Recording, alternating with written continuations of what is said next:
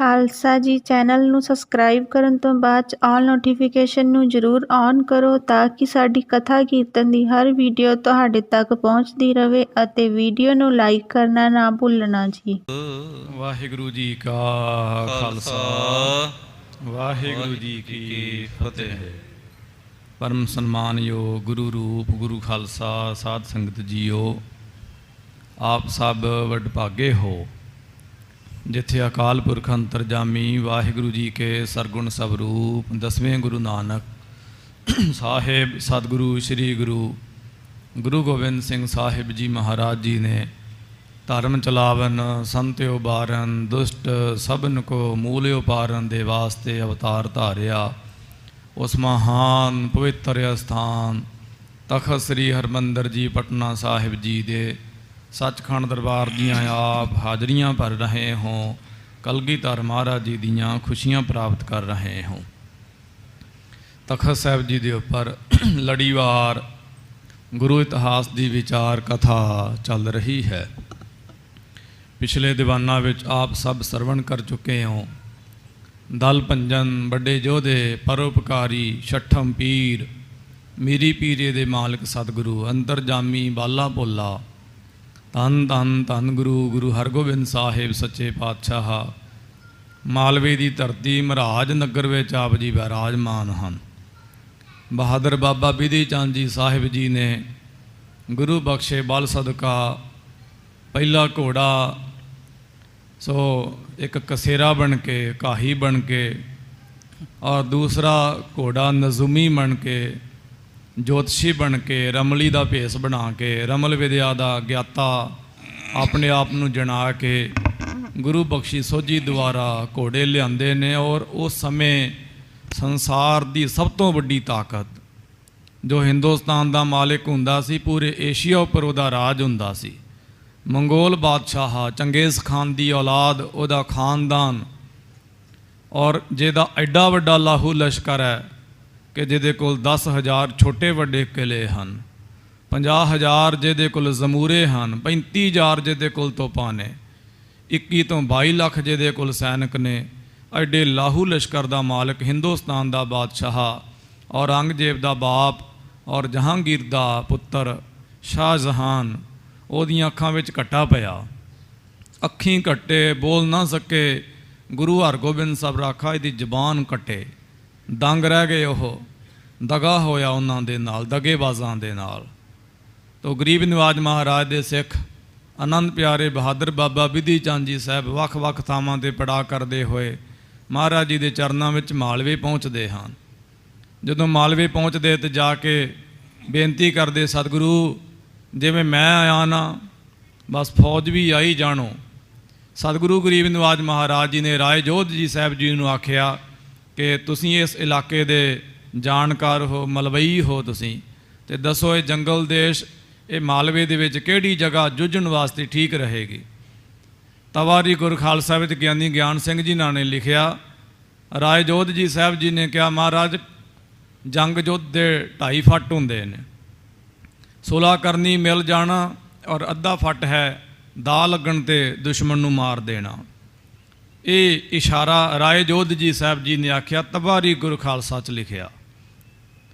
तो महाराज इथों 25 मील ते जंगल है, उजाड़ है, उथे आपां सो दिन कट्टी कर लेने आ। तुरकड़े आउणगे ते खे खा के चले जाणगे, हथ कुछ नहीं लगना। फिर इन्हें भी गल कही, महाराज कोई किले आदि का इंतजाम करिए। महाराज ने कहा कि नहीं, असी जंग के जोड़े 2.5 फट ने ना, आम बजुर्ग कहते ना लड़ाई के 2.5 फट होंगे आ। महाराज कहते 2.5 फट में असी नहीं मानते गए। तो रही गल किले की, किलियां विच बहादुर नहीं लड़ते हैं। वो जो चढ़ के मैदान में आ रहे हैं तो असी भी मैदान में जूझांगे। तुसीं सानू मैदान बारे दसो, तो वो जगह दसो जिथे जल का भी इंतजाम होवे, पानी की ढाब भी होवे। गरीब निवाज महाराज जी ने अपनी दसना तो आप दसिया कि असी गुरुसर महाराज मालवे का प्रसिद्ध नगर गुरु हरगोबिंद साहब सच्चे पातशाह महाराज जी का बहुत वड्डा उत्थे स्थान है। असी बचपन में ब्रह्म ज्ञानी धन बाबा ठाकुर सिंह साहब जी के नाल जाते रहे। 2 साल पहला भी दास उत्थे हाजरी भर के आया सी। उस जगह ते महाराज जी ने अपना डेरा किया। गुरुसर महाराज विच बठिंडे जिले विच तखत साहब श्री दमदमा साहब जी तो बहुता दूर नहीं है। बड़ी बंदगी वाले महात्मा परोपकारी बाबा शेर सिंह साहब जी उत्थे सेवा कराउंदे। बहुत कमाई वाले गुरसिख ने। आ जड़ियाँ 7 चोटियां ने हेमकुंड साहब जड़ियाँ असीं वेखणियां होण ते सानूं अखां दे भरवटियां ते हत्थ रखना पैंदा, फिर जाके दिखदियां ने। उन्हां चोटियां दे उपर जाके निशान चला के आउंदे ने बाबा शेर सिंह जी। बड़े हठी तपी ने, रिटायर फौजी ने, वो बड़े संघर्षशील योधे ने। जेलां भी कट्टियां उन्होंने, मारां भी झलियां ने कौम लई 84 के चक्कर विच। तो वो गुरमुख उत्थे सेवा करवाउंदे ने। महाराज जी ने उत्थे अपना डेरा किया। तैयारी हो गई।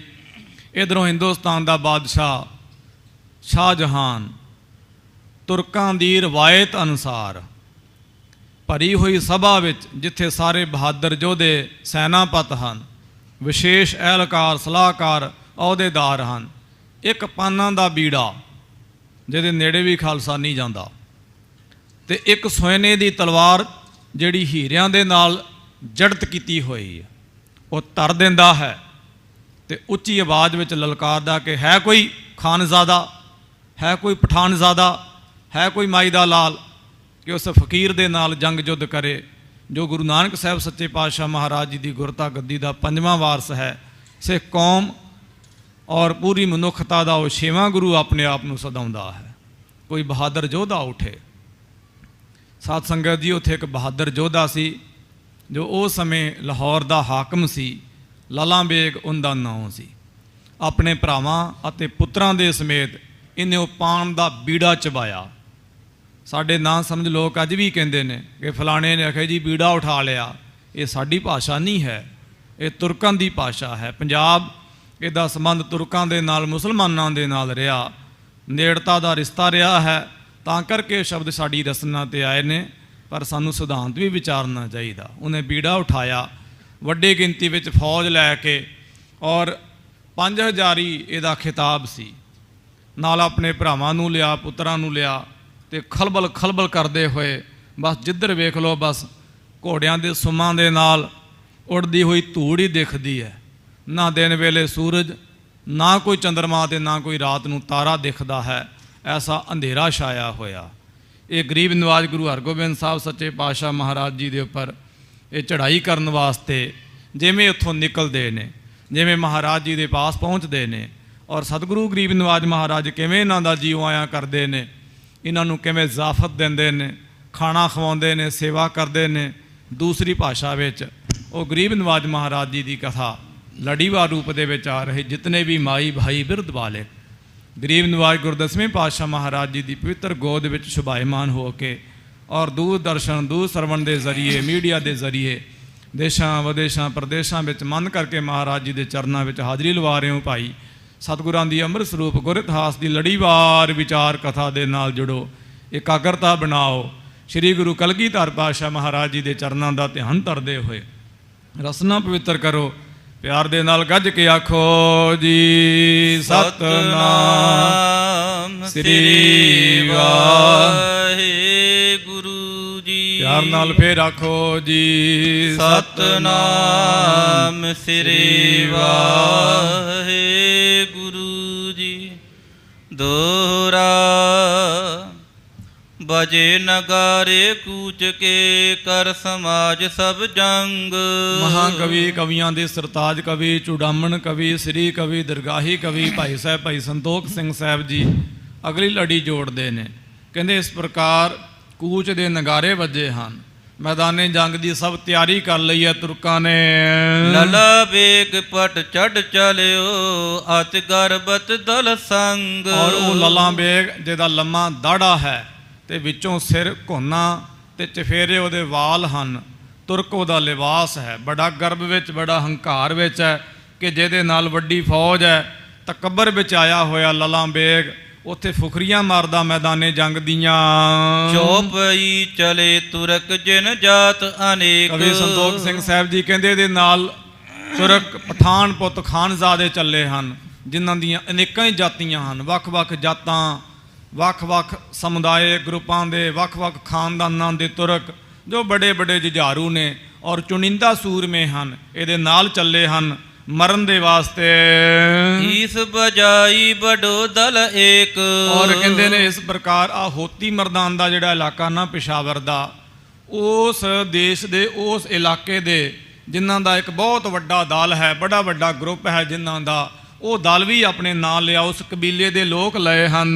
ਦਾਉ ਜਈ ਰੋਹੇਲੇ ਕਨੇ। ਔਰ ਰੋਹ ਵਾਲੇ, ਬੜੇ ਗੁੱਸੇ ਵਾਲੇ ਔਰ ਰੋਹੇਲ ਦੇਸ਼ ਦੇ ਰਹਿਣ ਵਾਲੇ ਇਹ ਜਿਹੜੇ ਸੂਰਮੇ ਹਨ, ਸੋ ਉਹਨਾਂ ਨੂੰ ਵੀ ਆਪਣੇ ਨਾਲ ਇਹਨੇ ਲਗਾਇਆ ਹੈ। ਮਹਾਸੁਪਟ ਸੰਜੋਯਨ ਸਨੇ। ਔਰ ਉਹ ਬੜੇ ਸੂਰਮੇ ਹਨ ਤੇ ਜਿਨ੍ਹਾਂ ਨੇ ਸਰੀਰ ਉੱਪਰ ਸੰਜੋਵਾਂ ਪਾਈਆਂ ਨੇ, ਨਾ ਗੋਲੀ ਦਾ ਅਸਰ ਹੋਵੇ, ਨਾ ਤਲਵਾਰ ਦਾ ਅਸਰ ਹੋਵੇ, ਨਾ ਹੀ ਤੀਰ ਦਾ ਕੋਈ ਅਸਰ ਹੋਵੇ। ਪਤਾ ਨਹੀਂ ਇਹ ਕਿੱਦਾਂ ਮਰਨਗੇ। ਕਾਬਲ ਕੇ ਗਿਲ ਜੇ ਜਿਨ ਕਹੈ। ਔਰ ਕਾਬਲ ਦੇ, ਕੰਧਾਰ ਦੇ, ਅਫਗਾਨਿਸਤਾਨ, ਪਿਸ਼ਾਵਰ ਆਦਿਕ ਦੇ ਜਿਹੜੇ ਗਿਲਜ਼ੇ ਹਨ, ਦੀਲ ਦਰਾਜ ਜਿਨੂ ਕੇ ਅਹ। ਮਹਾਕਵੀ ਸੰਤੋਖ ਸਿੰਘ ਸਾਹਿਬ ਜੀ ਕਹਿੰਦੇ ਨੇ ਜਿਨ੍ਹਾਂ ਦਾ ਡੀਲ ਬੜਾ ਵੱਡਾ ਹੈ, ਵੇਖਣ ਨੂੰ ਤੇ ਇਨਸਾਨ ਉਹ ਲੱਗਦੇ ਹੀ ਨਹੀਂ ਹਨ। ਆਮੇ ਕੇ ਸਭ ਪਸ਼ੂਆਂ ਕੇ ਭਖਿਅਤ। ਔਰ ਮਾਸ ਖਾਣਾ ਜਿਨ੍ਹਾਂ ਦੀ ਰੋਜ਼ ਦੀ ਆਦਤ ਹੈ, ਮਾਸ ਤੋਂ ਬਿਨਾ ਉਹ ਜਿਹੜੇ ਰੋਟੀ ਨਹੀਂ ਖਾਂਦੇ ਹਨ, ਤੇ ਸਬਜ਼ੀਆਂ ਤੇ ਫਲ ਫਰੂਟ ਨੂੰ ਉਹ ਬੱਕਰਿਆਂ ਦਾ ਚਾਰਾ ਕਹਿੰਦੇ ਨੇ। ਜੇ ਕੋਈ ਉਹਨਾਂ ਨੂੰ ਸਬਜ਼ੀਆਂ, ਕੋਈ ਮੇਥੀ ਬਣਾ ਕੇ, ਕੋਈ ਸਾਗ ਤੇ ਆ ਕੇ ਅੱਗੇ ਧਰ ਦੇਵੇ ਤੇ ਲੱਤ ਮਾਰਦੇ, ਕਹਿੰਦੇ ਅਸੀਂ ਕੋਈ ਬੱਕਰੇ ਹਾਂ, ਅਸੀਂ ਜੁਝਾਰੂ ਲੋਕ ਹਾਂ। ਕੋਈ ਦੁੰਬਾ ਜ਼ਿਬਾ ਕਰੋ ਆਖੇ, ਕੋਈ ਜਾਨਵਰ ਝਟਕਾਓ, ਅਸੀਂ ਉਹ ਮਾਸ ਖਾਵਾਂਗੇ। ਇਹ ਮਾਂਸਾਹਾਰੀ ਜਿਹੜੇ ਲੋਕ ਹਨ ਤੇ ਹਰ ਇੱਕ ਪੰਛੀ ਨੂੰ ਮਾਰ ਕੇ ਸ਼ਿਕਾਰ ਕਰਕੇ ਖਾਂਦੇ ਹਨ। ਇੱਕ ਸੂਕਰ ਤੇ ਰੱਖਿਆ ਰੱਖੀਅਤ। ਕਵੀ ਜੀ ਕਹਿੰਦੇ ਸਿਰਫ ਇੱਕ ਸੂਰ ਨੂੰ ਛੱਡ ਕੇ, ਜੋ ਵੀ ਇਹਨਾਂ ਦੇ ਢਾਏ ਜਾਨਵਰ ਚੜ ਗਿਆ ਸੂਰ ਨੂੰ ਛੱਡ ਕੇ, ਇਹ ਸਭ ਖਾ ਜਾਣ ਵਾਲੇ ਹਨ। ਪਸ਼ੂਨ ਸਮਾਨ ਬਿਰਤੀ ਜਿਨ ਚੀਨੇ। ਪਸ਼ੂ ਖਾ ਖਾ ਕੇ ਜਿਨ੍ਹਾਂ ਦੀ ਬਿਰਤੀ ਵੀ ਪਸ਼ੂਆਂ ਵਰਗੀ ਹੈ। ਦੁੰਬੇ ਖਾਂਦੇ ਨੇ, ਭੇੜੂ ਖਾਂਦੇ ਨੇ, ਤੇ ਭੇੜੂ ਸਵਾਹ ਹਨ ਇਹਨਾਂ ਦੇ। ਉਹ ਨਿਰਦਈ ਮਹਾਮਤਹੀਨੇ। ਤੇ ਕਵੀ ਸੰਤੋਖ ਸਿੰਘ ਸਾਹਿਬ ਜੀ ਕਹਿੰਦੇ ਬੜੇ ਨਿਰਦਈ ਹਨ ਤੇ ਬੁੱਧੀ ਨਾਮ ਦੀ ਚੀਜ਼ ਤੇ ਅੱਲਾਹ ਮੌਲਾ ਤਾਲਾ ਨੇ ਇਹਨਾਂ ਦੇ ਦਿਮਾਗ ਵਿੱਚ ਪਾਈ ਨਹੀਂ ਹੈ। ਹਫਸ ਵਲਾਇਤ ਕੇ ਤਨ ਕਾਰੇ। ਜਿਹੜੇ ਹਬਸ ਦੇਸ਼ ਦੇ ਰਹਿਣ ਵਾਲੇ ਹਬਸ਼ੀ ਹਨ, ਹਬਸੀ ਹਲੱਬੀ, ਗੁਰਦਸਵੇਂ ਪਾਤਸ਼ਾਹ ਮਹਾਰਾਜ ਨੇ ਵੀ ਆਪਣੀ ਬਾਣੀ 'ਚ ਲਿਖਿਆ ਹੈ। ਵਲਾਇਤ ਦੇਸ਼ਾਂ ਦੇ ਔਰ ਵੱਡ ਜਿਨ੍ਹਾਂ ਦੇ ਸਰੀਰ ਦੇ ਆਕਾਰ ਨੇ ਤੇ ਕਾਲੇ ਕਲੋਟੇ ਹਨ, ਉਹ ਵੀ ਮੁਸਲਮਾਨ ਧਰਮ ਦੇ ਲੋਕ ਜੋ ਹਨ। ਮਹਾਮਲੇਛ ਮਹਾਬਲਵਾਰੇ। ਔਰ ਜਿਨ੍ਹਾਂ ਦੀ ਇੱਛਾ ਵੀ ਬੜੀ ਮੈਲੀ ਹੈ, ਜਿੱਥੇ ਜਾਂਦੇ ਨੇ ਬਸ ਉਜਾੜਾ ਹੀ ਉਜਾੜਾ ਕਰੀ ਜਾਂਦੇ ਹਨ। ਔਰਤਾਂ, ਤਰੀਵਤਾਂ, ਬੱਚੀਆਂ, ਦੇਵੀਆਂ, ਕਾਕੀਆਂ ਦੇ ਇਹ ਸੱਤ ਭੰਗ ਕਰਦੇ ਹਨ। ਔਰ ਬਜ਼ੁਰਗਾਂ ਤੇ ਬੱਚਿਆਂ ਨੂੰ ਮਾਰਨਾ ਤੇ ਇਹਨਾਂ ਦਾ ਸ਼ੌਂਕ ਬਣ ਚੁੱਕਿਆ ਹੈ। ਲੋਥਾਂ ਦੇ ਢੇਰ ਬਣਾ ਕੇ ਤੇ ਖਿੱਦੋ ਖੇਡਦੇ ਹਨ। ਮਰਦਾਂ ਦੀ ਖੋਪਰ ਲੈ ਕੇ ਨਾੜਾਂ ਖਿੱਚ ਕੇ ਖੂਨ ਭਰ ਕੇ ਤੇ ਪੀਂਦੇ ਨੇ, ਫਿਰ ਮੁੱਛਾਂ ਝਾੜਦੇ ਹਨ।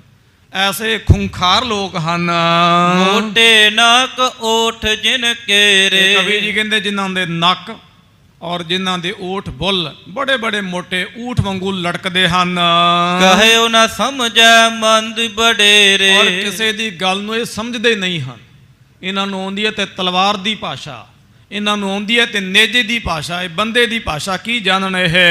ਕੇਤਕ ਬਰਨ ਦੇਹ ਕੇ ਪੂਰੇ। ਔਰ ਕਈਆਂ ਦੇ ਸਰੀਰ ਦੇ ਰੰਗ ਕਾਲੇ ਨੇ, ਹਬਸ਼ਾ ਆਦਿਕ ਦੇਸ਼ ਦੇ ਰਹਿਣ ਵਾਲੇ, ਤੇ ਕਈਆਂ ਦੇ ਸਰੀਰ ਦੇ ਰੰਗ ਜਿਹੜੇ ਹਨ ਭੂਰੇ ਹਨ ਤੇ ਕਾਲੇ ਵਾਲ ਪਿਛਾਂ ਨੂੰ ਸੁੱਟੇ ਹਨ, ਗੁੱਤਾਂ ਬੰਦੀਆਂ ਨੇ ਔਰ ਲੰਮੀਆਂ ਇਹਨਾਂ ਨੇ ਸਲਵਾਰਾਂ ਪਾਈਆਂ ਨੇ ਜਿਵੇਂ ਇਹ ਮੁਸਲਮਾਨ ਪਾਉਂਦੇ ਨੇ। ਬੜੇ ਭਿਆਨਕ ਇਹਨਾਂ ਦੇ ਲਿਬਾਸ ਹਨ, ਦਰਸ਼ਨ ਕਰ ਲਵੋ। ਔਰ ਕਸ਼ਮੀਰ ਆਦਿ ਬਸ ਪੂਰੇ। ਔਰ ਕਸ਼ਮੀਰ ਆਦਿਕ ਦੇ ਪਰੇ ਦਾ ਜਿਹੜਾ ਇਲਾਕਾ ਹੈ, ਪਹਾੜੀ ਆਦਿਕ, ਪਹਾੜਾਂ ਦੀਆਂ ਗੁਫਾਵਾਂ, ਕੰਦਰਾਂ ਵਿੱਚ ਰਹਿਣ ਵਾਲੇ ਲੋਕ, ਨਾ ਇਹਨਾਂ ਨੂੰ ਗਰਮੀ ਸਦਾਵੇ, ਨਾ ਇਹਨਾਂ ਨੂੰ ਕੋਈ ਸਰਦੀ ਤੰਗ ਕਰੇ। ਕਾਚੋ ਮਾਸ ਖਾਏ ਸੁਖੀ ਕਰ। ਕੱਚਾ ਮਾਸ ਖਾਂਦੇ ਨੇ ਇਹ। ਕੱਚਾ ਮਾਸ ਖਾਣਾ ਇਹਨਾਂ ਨੂੰ ਚੰਗਾ ਲੱਗਦਾ ਹੈ। ਬੋਟੀਆਂ ਨੋਚਦੇ ਜਾਨਵਰਾਂ ਦੀਆਂ। ਵਸਤੋਂ ਬੋਲਤ ਸਮਝ ਨਾ ਪਰ। ਔਰ ਇਹ ਕਾਬਲੀ ਲੋਕ ਹਨ, ਅਫਗਾਨੀ ਲੋਕ ਨੇ ਤੇ ਪਸ਼ਤੋ ਬੋਲਦੇ ਹਨ। ਅੱਜ ਵੀ ਉੱਥੇ ਇਹੋ ਹੀ ਭਾਸ਼ਾ ਚੱਲਦੀ ਹੈ ਤੇ ਕਿਸੇ ਨੂੰ ਇਹਨਾਂ ਦੀ ਕੀ ਭਾਸ਼ਾ ਸਮਝ ਆਵੇ ਭਲਾ ਕਾਬਲੀਆਂ ਦੀ। ਇਹ ਉਹ ਲੋਕ ਨੇ ਜਿਹਨੂੰ ਅੱਜ ਕੱਲ੍ਹ ਦੀ ਭਾਸ਼ਾ ਵਿੱਚ ਆਪਾਂ ਤਾਲੇਬਾਨ ਕਹਿੰਦੇ ਆ। ਤਾਲੇਬਾਨ ਕੋਈ ਇਹ ਕੋਈ ਖੁੰਖਾਰ ਸ਼ਬਦ ਨਹੀਂ ਹੈਗਾ, ਇਹ ਤੋਂ ਕੋਈ ਡਰਨ ਡੁਰਨ ਦੀ ਲੋੜ ਨਹੀਂ ਹੁੰਦੀ। ਤਾਲਿਬ ਤੋਂ ਸ਼ਬਦ ਬਣਿਆ ਹੋਇਆ, ਮਤਲਬ ਵਿਦਿਆਰਥੀ, ਸਟੂਡੈਂਟ। ਜਿਵੇਂ ਸਾਡੀਆਂ ਸਿੱਖਾਂ ਨੇ ਫੈਡਰੇਸ਼ਨਾਂ ਬਣਾਈਆਂ ਨੇ, ਕੋਈ ਸਿੱਖ ਸਟੂਡੈਂਟਸ ਫੈਡਰੇਸ਼ਨ ਹੈ ਵੱਖ ਨਾਮਾਂ ਦੇ ਉੱਪਰ।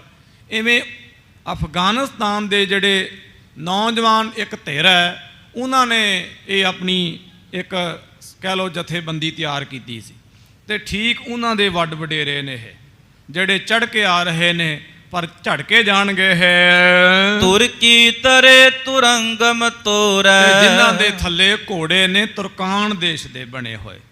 ਗੁਰੂ ਮਹਾਰਾਜ ਦੀ ਬਾਣੀ ਵਿੱਚ ਭਗਤ ਧੰਨਾ ਜੀ ਸਾਹਿਬ ਜੀ ਨੇ ਪਰਮਾਤਮਾ ਦੇ ਕੋਲੋਂ ਜਿੱਥੇ ਘੋੜੀ ਮੰਗੀ ਹੈ ਨਾ, ਇੱਕ ਤਾਜਨ ਤੁਰੀ ਚੰਗੇਰੀ, ਤੁਰੀ ਦੇ ਅਰਥ ਨੇ ਤੁਰਕਾਨ ਦੇਸ਼ ਦੀ ਘੋੜੀ। ਬੜੀਆਂ ਪ੍ਰਸਿੱਧ ਉੱਥੇ ਘੋੜੀਆਂ ਨੇ, ਕਿਉਂਕਿ ਮੈਦਾਨੇ ਜੰਗ ਜੂਝਣਾ, ਲੜਨਾ, ਮਰਨਾ ਇਹ ਉਹਨਾਂ ਦਾ ਇੱਕ ਪੇਸ਼ਾ ਬਣਿਆ ਹੋਇਆ ਸੀ। ਅਤੇ ਪਠਾਣਾਂ ਦੇ ਵਿੱਚ ਤੇ ਇਹ ਵੀ ਰਵਾਇਤ ਸੀ ਕਿ ਜਿਹੜਾ ਮਰਦ ਇੱਕ ਵਾਰੀ ਮੈਦਾਨੇ ਜੰਗ ਵਿੱਚ ਚਲਾ ਜਾਂਦਾ ਸੀ, ਔਰਤ ਜਿਹੜੀ ਸੀ ਆਪਣੇ ਆਪ ਨੂੰ ਇਕੱਲੇ ਹੀ ਸਮਝਣ ਲੱਗ ਜਾਂਦੀ ਸੀਗੀ ਵੀ ਬਸ ਹੁਣ ਖਤਮ ਆ। ਕਈ ਤਾਂ ਐਸੀਆਂ ਵੀ ਔਰਤਾਂ ਸਨ ਕਿ ਆਪਣੀ ਖੰਜਰ ਆਪਣੀ ਹਿੱਕ ਵਿੱਚ ਮਾਰ ਲੈਂਦੀਆਂ ਸਨ ਕਿ ਬਸ ਹੁਣ ਖਤਮ। ਕਹਿਣ ਤੋਂ ਭਾਵ ਜਿਹੜਾ ਮੈਦਾਨੇ ਜੰਗ ਵਿੱਚ ਗਿਆ ਉਹ ਮਰ ਨਹੀਂ ਗਿਆ ਸੀ। ਇਹਨਾਂ ਦੀ ਇਹ ਬਿਰਤੀ ਸੀਗੀ ਇਹਨਾਂ ਪਠਾਨ ਲੋਕਾਂ ਦੀ। ਤੇ ਇਹ ਪਸ਼ਤੋ ਬੋਲਦੇ ਹਨ, ਅਫਗਾਨਿਸਤਾਨ ਦੇ ਰਹਿਣ ਵਾਲੇ ਲੋਕ ਹਨ। ਗਮਨੈ ਬੜ ਮਗ ਥਕਤ ਨ ਥੋਰੈ। ਔਰ ਕਹਿੰਦੇ ਥੋੜਾ ਵੀ ਥੱਕਦੇ ਹੀ ਨਹੀਂ ਹਨ ਇਹਨਾਂ ਦੇ ਘੋੜੇ, ਔਰ ਇਹ ਵੀ ਬੜੇ ਬਲਵਾਨ ਹਨ। ਡਮਕ ਬਾਂਦੇ ਸਭਨ ਅਗੇਰੇ। ਆਪਣੇ ਘੋੜਿਆਂ ਦੇ ਅੱਗੇ ਇਹਨਾਂ ਨੇ ਛੋਟੀਆਂ ਛੋਟੀਆਂ ਢਮਕ, ਉਹ ਛੋਟੇ ਛੋਟੇ ਨਗਾਰੇ ਜੋ ਹਨ, ਜਿਵੇਂ ਨਿਹੰਗ ਸਿੰਘਾਂ ਦੇ ਦਰਸ਼ਨ ਕਰੋ, ਘੋੜਿਆਂ ਦੇ ਉੱਪਰ ਨਗਾਰੇ, ਉਹ ਤਾਂ ਵੱਡ ਆਕਾਰੀ ਹੁੰਦੇ ਨੇ ਨਿਹੰਗ ਸਿੰਘਾਂ ਦੇ। ਇਹਨਾਂ ਨੇ ਛੋਟੇ ਛੋਟੇ ਆਕਾਰ ਦੇ ਉਹ ਟਮਕ ਬੱਧੇ ਹੋਏ ਹਨ। ਹੇਲਾ ਕਰਤ ਬਜਾਏ ਬਡੇਰੇ। ਇਹ ਹੱਲਾ ਕਰਦੇ ਨੇ, ਹਲੀਆ ਹਲੀਆ ਯੈ ਅਲੀ ਦੇ ਨਾਰੇ ਮਾਰਦੇ ਨੇ ਤੁਰਕ, ਤੇ ਜਿੱਧਰ ਜਾਂਦੇ ਨੇ ਬਸ ਇੱਕ ਵਾਰੀ ਤਰਥੱਲੀ ਮਚਾਉਂਦੇ ਹਨ। ਬਾਜੇ ਅਨਕ ਬਜਾਵਤ ਚਲੇ। ਇਹਨਾਂ ਦੇ ਸਾਜਿੰਦੇ ਜਿਹੜੇ ਹਨ ਅਨੇਕਾਂ ਪ੍ਰਕਾਰ ਦੇ ਵਾਜੇ, ਭੇਰੀਆਂ, ਤੂਤੀਆਂ, ਸੰਖ, ਨਗਾਰੇ ਇਤਿਆਦਿਕ ਵਜਾਉਂਦੇ ਚੱਲੇ ਹਨ। ਤੂਰ ਤੁਰਮ ਰਣ ਸਿੰਘੇ ਭਲੇ। ਛੋਟੇ ਵੱਡੇ ਨਗਾਰੇ ਤੇ ਰਣ ਸਿੰਘੇ ਸਰਨ ਸਿੰਘਿਆਂ ਦੀਆਂ ਕੂਕਾਂ ਹੁੰਦੀਆਂ ਹਨ। ਬੜੇ ਦਮਾਮੇ ਚੋਬ ਲਗੰਤੀ। ਛੋਟੇ ਨਗਾਰੇ ਦੇ ਨਾਲ ਹਨਗੇ ਵੱਡੇ ਵੀ ਨਗਾਰੇ ਨੇ ਜੋ ਹਾਥੀ ਤੇ ਉਠ ਆਦਿਕ ਤੇ ਸਜਾਏ ਹੋਏ ਨੇ। ਦੋਰੀਆਂ ਚੌਰੀਆਂ ਚੋਭਾਂ ਲਗਾਉਂਦੇ ਨਗਾਰਿਆਂ ਉੱਪਰ। ਲੇਹਾ ਦੇਹ ਸੈਨ ਗਮਨੰਤੀ। ਬਸ ਕਹਿੰਦੇ ਜਿੱਧਰ ਇਹ ਫੌਜ ਜਾਂਦੀ ਹੈ ਬਸ ਉਧਰ ਮਾਰਨ ਮਰਨ ਦੀ ਹੀ ਗੱਲ ਹੈ। ਬਸ ਮਾਰ ਲੋ ਲੁੱਟ ਲੋ ਕਰਦੇ ਤੁਰੇ ਆਉਂਦੇ ਹਨ। ਚਲੇ ਤੁਰਕ ਮਤ ਮੰਦ ਗਵਾਰੇ। ਕਹਿੰਦੇ ਇਸ ਤਰ੍ਹਾਂ ਇਹ ਗਵਾਰ ਕੰਮ ਅਕਲ ਤੇ ਮੰਦੀ ਮਤ ਵਾਲੇ, ਭੈੜੀ ਬੁੱਧੀ ਵਾਲੇ ਮਲੇਸ਼ ਚੱਲ ਪਏ ਹਨ ਆਪਣੀ ਮੌਤ ਮਰਨ ਵਾਸਤੇ। ਹਾਨ ਲਾਭ ਨਹੀਂ ਕਛੂ ਵਿਚਾਰੇ। ਇਹਨਾਂ ਨੂੰ ਹਾਨ ਲਾਭ ਨਾਲ ਕੋਈ ਨਹੀਂ ਲੈਣਾ ਦੇਣਾ, ਬਸ ਜੂਝਣਾ ਹੀ ਇਹਨਾਂ ਦਾ ਪੇਸ਼ਾ ਹੈ। ਭਏ ਕੁਸਗਨ ਅਗਨ ਮਿਲ ਆਗੇ। ਕਵੀ ਜੀ ਕਹਿੰਦੇ ਜਦੋਂ ਇਹ ਅੱਗੇ ਨੂੰ ਚੱਲੇ ਤੇ ਇਹਨਾਂ ਦੇ ਅੱਗੇ ਕੁਝ ਕੁਸ਼ਗਨ ਹੋਏ ਹਨ, ਖੋਟੇ ਸ਼ਗਨ ਹੋਏ ਹਨ। ਈਂਧਨ ਭਾਰ ਸਮੁਖ ਦ੍ਰਿਗ ਲਾਗੇ। ਔਰ ਕਹਿੰਦੇ ਨੇ ਸਾਹਮਣੇ ਲੱਕੜਾਂ ਦਾ ਭਾਰ ਆ ਰਿਹਾ ਹੈ, ਜੋ ਕੁਸ਼ਗਨ ਮੰਨਿਆ ਧਰਮ ਦੇ ਪੁਰਾਣੇ ਗ੍ਰੰਥਾਂ ਵਿੱਚ। ਮੁਰਦਾ ਦਾਹ ਦੇਨ ਲੈ ਚਲੇ। ਜਦੋਂ ਇਹਨਾਂ ਦਾ ਦਲ ਨਿਕਲਿਆ ਤੇ ਸ਼ਵ ਲੈ ਕੇ ਅੰਤਮ ਯਾਤਰਾ ਵਿੱਚ ਲੋਕ ਜਾ ਰਹੇ ਸਨ। ਇਸ਼ਾਰਾ ਸੀ ਖੜ ਜਾਓ, ਰੁਕ ਜਾਓ, ਕਿਉਂ ਆਪਣੀਆਂ ਲਾਸ਼ਾਂ ਤੁਸੀਂ ਉੱਥੇ ਜਾ ਕੇ ਧਰਤੀ ਵਿੱਚ ਦੱਬਣਾ ਚਾਹੁੰਦੇ ਆ? ਪੰਜਾਬ ਦੀ ਪਵਿੱਤਰ ਧਰਤੀ ਨੂੰ ਪਲੀਤ ਕਰਨਾ ਚਾਹੁੰਦੇ ਆ। ਇਨਕੇ ਚੜਤ ਅਗਾਰੀ ਮਿਲੇ। ਔਰ ਇਹਨਾਂ ਦੇ ਚੱਲਦਿਆਂ ਹੋਇਆਂ ਲੱਕੜਾਂ ਦਾ ਭਾਰ ਤੇ ਮੁਰਦਾ ਲੋਥ ਮਿਲ ਰਹੀ ਹੈ। ਛੂਟੇ ਮੁਰਦਾ ਦਾਹ ਦੇਨ ਲੈ ਚਲੇ। ਕਹਿੰਦੇ ਇਸ ਪ੍ਰਕਾਰ ਇਹ ਜਿਹੜੇ ਲੋਕ ਹਨ ਇਹ ਚੱਲੇ ਹਨ ਤੇ ਸਾਹਮਣੇ ਉੱਚੀ ਉੱਚੀ ਆਵਾਜ਼ ਵਿੱਚ ਨਿਆਣੇ ਰੋਂਦੇ ਹਨ ਵਾਲ ਖਿਲਾਰ ਕੇ। ਛੂਟੇ ਪਰ ਨਾਰ ਰੁਦਨਾਵੈ। ਔਰ ਇਸ ਪ੍ਰਕਾਰ ਬੱਚੇ ਅਤੇ ਔਰਤਾਂ ਜਿਹੜੀਆਂ ਹਨ ਰੋਂਦੀਆਂ ਹਨ, ਜੋ ਕੁਸ਼ਗਨ ਹੈ। ਸਿਵਾਬ ਮਤ ਬੰਨੀ ਕੂਕਾਵੈ। ਔਰ ਜਿਹੜੀ ਸੋ ਗਿੱਦੜੀਆਂ ਹਨ ਉਹ ਉੱਚੀ ਉੱਚੀ ਬੋਲਦੀਆਂ ਨੇ ਔਰ ਮੂੰਹ ਵਿੱਚੋਂ ਅੱਗ ਕੱਢਦੀਆਂ ਹਨ। ਬੋਲ ਉਠੇ ਚੋਂ ਦਿਸ ਖਰ ਘੋਰ। ਔਰ ਚਾਰ ਸਪੇਰੇ ਜਿੱਧਰ ਭਿਆਨਕ ਪੰਛੀ, ਇੱਲਾਂ ਔਰ ਬਾਜ, ਚੀਲ ਇਤਿਆਦਿਕ ਜਿਹੜੇ ਜਾਨਵਰ ਨੇ ਮਾਂਸਾਹਾਰੀ ਬੰਦਿਆਂ ਦਾ ਮਾਸ ਖਾਣ ਵਾਲੇ, ਇਹ ਵੀ ਉੱਚੀ ਉੱਚੀ ਕੂਕਦੇ ਹਨ। ਲਖਤ ਨ ਮਦ ਜਾਹੇ ਗੁਰ ਔਰ। ਬਾਵਜੂਦ ਇਹਦੇ ਮੰਦੀ ਮਤ ਵਾਲੇ ਆਪਣੀ ਮੌਤ ਨੂੰ ਨਹੀਂ ਜਾਣਦੇ ਹਨ। ਸਤਿਗੁਰੂ ਜੀ ਮਹਾਰਾਜ ਵੱਲ ਚਲੇ ਆਉਂਦੇ ਹਨ। ਕਹੂੰ ਚਾਲ ਕਹੂੰ ਪਈਆ ਪਾਏ। ਤੇ ਕਿਤੇ ਘੋੜੇ ਨੂੰ ਤੇਜ਼ ਕਰ ਲੈਂਦੇ ਹਨ ਤੇ ਜਦੋਂ ਪਤਾ ਲੱਗਦਾ ਕਿ ਘੋੜਾ ਹੁਣ ਥਕਾਨ ਮਹਿਸੂਸ ਕਰਦਾ ਫਿਰ ਉਹਨੂੰ ਸਲੋ ਕਰ ਲੈਂਦੇ ਹਨ। ਤੇ ਜਦੋਂ ਘੋੜਾ ਥੋੜਾ ਰਿਲੀਫ ਮਹਿਸੂਸ ਕਰਦਾ, ਇਹਨਾਂ ਨੂੰ ਪਤਾ ਲੱਗ ਜਾਂਦਾ ਇਹ ਫਿਰ ਘੋੜੇ ਨੂੰ ਤੇਜ਼ ਕਰ ਦਿੰਦੇ, ਚਾਲ ਬਦਲਦੇ ਹਨ। ਕਰਤ ਸਿਗਰਤਾ ਹੈ ਗਮਨਾਏ। ਬਸ ਗੱਲ ਕੀ ਬਿਨਾਂ ਰਸਤੇ ਵਿੱਚ ਰੁਕਿਆਂ ਟੁਕਿਆਂ ਇਹ ਸਤਿਗੁਰੂ ਜੀ ਮਹਾਰਾਜ ਚੱਲੇ ਆ ਰਹੇ ਨੇ ਪਤੰਗੇ ਦੀ ਤਰ੍ਹਾਂ। ਉਡੀ ਧੂਲ ਰਵ ਵਿੱਚ ਸਮਾਇਓ। ਤੇ ਘੋੜਿਆਂ ਦੇ ਸੁਮਾਂ ਦੇ ਪੌੜਾਂ ਦੇ ਸੋ ਆਵਾਜ਼ ਦੇ ਨਾਲ ਅਸਮਾਨ ਗਰਜਦਾ ਹੈ, ਔਰ ਉਹਨਾਂ ਘੋੜਿਆਂ ਦੇ ਸੁਮਾਂ ਦੇ ਸੋ ਨਾਲ ਉੱਡਦੀ ਹੋਈ ਜਿਹੜੀ ਮਿੱਟੀ ਹੈ ਉਹਦੇ ਨਾਲ ਅਸਮਾਨ ਛਿਪ ਗਿਆ ਹੈ। ਮਗ ਮੈਂ ਪੁਰ ਗ੍ਰਾਮਨ ਕੋ ਛਾਇਓ। ਔਰ ਰਸਤੇ ਵਿੱਚ ਕੋਈ ਸ਼ਹਿਰ ਕੋਈ ਪਿੰਡ ਜੇ ਕੋਈ ਹੈ ਰਸਤੇ ਵਿੱਚ ਹੈ ਵੀ ਹੈ, ਵੈਸੇ ਬਾਰ-ਬਾਰ ਹੀ ਜਾਂਦੇ ਸਨ, ਬਾਵਜੂਦ ਉਹਦੇ ਉਹ ਦਿਖਦਾ ਨਹੀਂ, ਬਸ ਧੂੜ ਹੀ ਧੂੜ ਦਿਖਦੀ ਹੈ। ਹਿਮਰਤ ਹੁਤੀ ਪਰੈ ਬਹੁ ਪਾਰਾ। ਕਹਿੰਦੇ ਇਸ ਤਰ੍ਹਾਂ ਹਿਮਰੁੱਤ ਸੀ ਤੇ ਬਹੁਤ ਜ਼ਿਆਦਾ ਪਾਲਾ ਪੈਂਦਾ ਸੀ, ਸਰਦੀ ਸੀ। ਚਲਿਓ ਜਾਏ ਲਸਕਰ ਖਲ ਭਾਰਾ। ਕਹਿੰਦੇ ਇਸ ਤਰ੍ਹਾਂ ਇਹ ਮੂਰਖਾਂ ਦਾ ਖਲਾਂ ਦਾ ਲਸ਼ਕਰ ਜਿਹੜਾ ਹੈ ਖਲਬਲ ਕਰਦਿਆਂ ਹੋਇਆਂ ਅੱਗੇ ਨੂੰ ਲੰਘ ਰਿਹਾ। ਸਗਰੇ ਦਿਵਸ ਗਮਨ ਤੇ ਆਏ। ਇਸ ਤਰ੍ਹਾਂ ਸਾਰਾ ਦਿਨ ਇਹ ਚੱਲਦੇ ਰਹੇ ਹਨ ਲਾਹੌਰ ਤੋਂ ਇਹ ਤੁਰਕ। ਰਾਤ ਪਰੀ ਤੇ ਨਹਿ ਠਹਿਰਾਏ। ਕਹਿੰਦੇ ਰਾਤ ਪੈ ਗਈ, ਬਾਵਜੂਦ ਇਹਦੇ ਰਾਤ ਨੂੰ ਠਹਿਰੇ ਨਹੀਂ ਹਨ, ਅੱਗੇ ਤੁਰੇ ਜਾਂਦੇ ਹਨ। ਆਗੇ ਪਾਛੈ ਕੋ ਸਮ ਚਾਲੇ। ਬਸ ਅੱਗੇ ਪਿੱਛੇ ਸੋ ਇੱਕ ਲਾਈਨ ਬਣਾ ਕੇ ਕਤਾਰ ਬਣਾ ਕੇ ਇੱਕ ਚਾਲ ਵਿੱਚ ਚੱਲਦੇ ਹਨ ਇਹ ਤੁਰਕੜੇ। ਪੀ ਪੀ ਕੈਫ ਭਏ ਮਤਵਾਲੇ। ਕਵੀ ਜੀ ਕਹਿੰਦੇ ਕੈਫ ਸ਼ਰਾਬ ਪੀਤੀ ਹੋਈ ਇਹਨਾਂ ਨੇ ਤੇ ਮਤਵਾਲੇ ਹੋਏ, ਸੁੱਧ ਬੁੱਧ ਕੋਈ ਨਹੀਂ ਹੈ, ਜਿੱਧਰ ਨੂੰ ਮੂੰਹ ਹੈ ਬਸ ਤੁਰੇ ਜਾਂਦੇ ਹਨ। ਮਾਰ ਬਕਾਰ ਕਰਤ ਸੁਣਾਵੇ। ਮਾਰ ਲੋ ਹੱਲਾ ਕਰਦੇ ਜੈ ਅਲੀ ਦੇ ਨਾਰੇ ਲਾਉਂਦੇ ਹਨ। ਕਹਾ ਗੁਰੂ ਹਮ ਜੰਗ ਮਚਾਵੇ। ਉੱਚੀ ਉੱਚੀ ਇੱਕ ਦੂਜੇ ਨੂੰ ਵੰਗਾਰ ਵੰਗਾਰ ਕੇ ਸ਼ੇਖੀਆਂ ਮਾਰਦੇ ਨੇ ਵੀ ਕੌਣ ਹੈ ਗੁਰੂ ਹਰਗੋਬਿੰਦ ਸਾਹਿਬ ਸੱਚੇ ਪਾਤਸ਼ਾਹ ਮਹਾਰਾਜ ਜੋ ਸਾਡੇ ਨਾਲ ਜੰਗ ਜੁੱਧ ਕਰ ਸਕਣ। ਹਮ ਤੇ ਆਗੇ ਭਾਗ ਨਾ ਜਾਏ। ਕਹਿੰਦੇ ਹੋਰ ਤਾਂ ਛੱਡੋ ਕਿਤੇ ਸਾਡੇ ਅੱਗਿਓਂ ਭੱਜ ਨਾ ਜਾਣ। ਹਾਸਲ ਕਰ ਹੈ ਮੁਰਾਦ ਖੁਦਾਏ। ਕਹਿੰਦੇ ਅੱਲਾਹ ਇਹ ਖੁਦਾ ਇਹ ਪ੍ਰਮਾਤਮਾ ਸਾਡੀ ਇਹ ਮੁਰਾਦ ਹੈ ਗੁਰੂ ਹਰਗੋਬਿੰਦ ਸਾਹਿਬ ਸੱਚੇ ਪਾਤਸ਼ਾਹ, ਤੇ ਕਿਰਪਾ ਕਰੀ ਮੌਲਾ ਆਖੇ ਉਹ ਭੱਜ ਨਾ ਜਾਣ। ਹਜ਼ਰਤ ਕੇ ਹੈ ਦੇ ਕਰ ਮਿਲੇ। ਔਰ ਕਿਹਾ ਕਿ ਜੇ ਉਹ ਘੋੜੇ ਜੋ ਸ਼ਾਹਜਹਾਨ ਬਾਦਸ਼ਾਹ ਦੇ ਹਨ ਘੋੜੇ ਦੇ ਕੇ ਗੁਰੂ ਹਰਗੋਬਿੰਦ ਸਾਹਿਬ ਜੀ ਮਹਾਰਾਜ ਮਿਲ ਜਾਣ, ਈਨ ਮੰਨ ਲੈਣ, ਇਹ ਵੀ ਹਮਕੋ ਨਾਹਿਨ ਭਲੇ। ਕਹਿੰਦੇ ਫੇਰ ਵੀ ਸਾਡੇ ਲਈ ਚੰਗੀ ਗੱਲ ਨਹੀਂ ਹੈ, ਭਾਵੇਂ ਸਾਡਾ ਮਕਸਦ ਘੋੜੇ ਲੈ ਕੇ ਆਉਣਾ। ਕੱਲ ਦੀ ਕਥਾ ਵਿੱਚ ਆਪ ਜੀ ਨੇ ਸੁਣਿਆ ਸੀਗਾ, ਉਹਨੇ ਕਿਹਾ ਸੀਗਾ ਸ਼ਾਹਜਹਾਨ ਨੇ ਵੀ ਗੁਰੂ ਹਰਗੋਬਿੰਦ ਸਾਹਿਬ ਸੱਚੇ ਪਾਤਸ਼ਾਹ ਮਹਾਰਾਜ ਨੂੰ ਮਾਰਨ ਦੀ ਕੋਸ਼ਿਸ਼ ਨਹੀਂ ਕਰਨੀ ਹੈ, ਉਹ ਫਕੀਰ ਲੋਕ ਹਨ, ਫੜਨ ਦੀ ਕੋਸ਼ਿਸ਼ ਕਰਨੀ ਹੈ। ਜੇ ਬਹੁਤੀ ਗੱਲ ਬਣੇ ਭੱਜ ਜਾਣ ਜਾਂ ਇਸ ਤਰ੍ਹਾਂ ਬਾਗੀ ਹੋ ਜਾਣ ਤੇ ਫਿਰ ਗੱਲ ਵੱਖਰੀ ਹੈ, ਵੈਸੇ ਜਿੰਦੇ ਲੈ ਕੇ ਆਉਣਾ ਹੈ ਉਹਨਾਂ ਨੂੰ। ਪਰ ਇਹ ਕਹਿੰਦੇ ਸਾਡਾ ਕੋਈ ਉਹ ਮਕਸਦ ਨਹੀਂ ਹੈਗਾ। ਕਹਿੰਦੇ ਖੁਦਾ ਆਖੇ ਮੌਲਾ ਤਾਲਾ ਸਾਡੇ ਤੇ ਨਿਆਮਤ ਕਰੀ, ਬਖਸ਼ਿਸ਼ ਕਰੀ ਕਿ ਗੁਰੂ ਹਰਗੋਬਿੰਦ ਸਾਹਿਬ ਸੱਚੇ ਪਾਤਸ਼ਾਹ ਮਹਾਰਾਜ ਕਿਤੇ ਭੱਜ ਨਾ ਜਾਣ ਪਹਿਲੀ ਗੱਲ, ਤੇ ਦੂਸਰਾ ਕਿਤੇ ਸਾਡੀ ਈਂਦ ਨਾ ਮੰਨ ਲੈਣ। ਵਜ ਹੈ ਲੋਹੇ ਸੇ ਲੋਹ ਕਰਾਰਾ। ਬਸ ਲੋਹੇ ਤੇ ਲੋਹਾ, ਢਾਲ ਤੇ ਤਲਵਾਰ ਤੇ ਤਲਵਾਰ ਤੇ ਤਲਵਾਰ ਵੱਜੇ। ਮਾਰਨ ਮਰਬੇ ਮਚ ਹੈ ਅਖਾਰਾ। ਬਸ ਉਥੇ ਮਾਰਨ ਮਰਨ ਦੀ ਗੱਲ ਹੋਵੇ ਤੇ ਅਖਾੜਾ ਮੱਚੇ, ਜੋ ਸਾਡਾ ਪੇਸ਼ਾ ਹੈ। ਮਨ ਪਾਵਤ ਹਮ ਤਬ ਕਰ ਲੈ ਹੈ। ਕਹਿੰਦੇ ਫੇਰ ਅਸੀਂ ਮਨ ਚਾਹੁੰਦਾ ਹੋਇਆ ਕੰਮ ਕਰ ਲਵਾਂਗੇ। ਮਾਰੈ ਗੁਰੂ ਕੀ ਦੋ ਪਕਰੈ ਹੈ। ਜਾਂ ਫਿਰ ਫੜ ਲਵਾਂਗੇ ਜਾਂ ਉਹਨਾਂ ਦੀ ਫੌਜ ਮਾਰ ਕੇ ਗੁਰੂ ਹਰਗੋਬਿੰਦ ਸਾਹਿਬ ਸੱਚੇ ਪਾਤਸ਼ਾਹ ਮਹਾਰਾਜ ਨੂੰ ਵੀ ਸ਼ਹੀਦ ਕਰ ਦਿਆਂਗੇ। ਸਤੁਦਰਵਰ ਮਿਲੀ ਬਿਪਾਸਾ ਦੋ। ਜਿੱਥੇ ਸਤਲੁਜ ਤੇ ਪਿਆਸਾ ਦੋ ਦਰਿਆ ਮਿਲਦੇ ਹਨ। ਆਵਤ ਪਈ ਅਗਾਰੀ ਦੋ। ਕਹਿੰਦੇ ਉਥੇ ਇਹ ਦੋਨੇ ਜਿੱਥੇ ਨਦੀਆਂ ਮਿਲਦੀਆਂ ਹਨ, ਸੋ ਇਹ ਹਰੀ ਕੇ ਪੱਤਣ ਨਦੀਆਂ ਮਿਲਦੀਆਂ ਨੇ, ਹੋਰ ਵੀ ਕਈ ਥਾਵਾਂ ਤੇ ਸੋ ਵੇਖਿਆ ਜਾ ਸਕਦਾ ਹੈ। ਉੱਥੇ ਜਾ ਇਕੱਠੇ ਹੋਏ ਹਨ ਇਹ ਸਾਰੇ। ਗਣਤਰਨੀ ਭੋ ਘਾਟਨ ਕੇਰੀ। ਔਰ ਦੇਖ ਲਓ ਅੱਜ ਵੀ ਉੱਥੇ ਬਹੁਤ ਵੱਡੇ ਆਕਾਰ ਦਾ ਪੁਲ ਬਣਿਆ ਹੋਇਆ। ਉਦੋਂ ਇਹ ਪੁਲ ਇਤਿਹਾਦਕ ਦਾ ਇਜਾਦ ਨਹੀਂ ਸੀ, ਪੁਰਾਣੀਆਂ ਗੱਲਾਂ ਹਨ।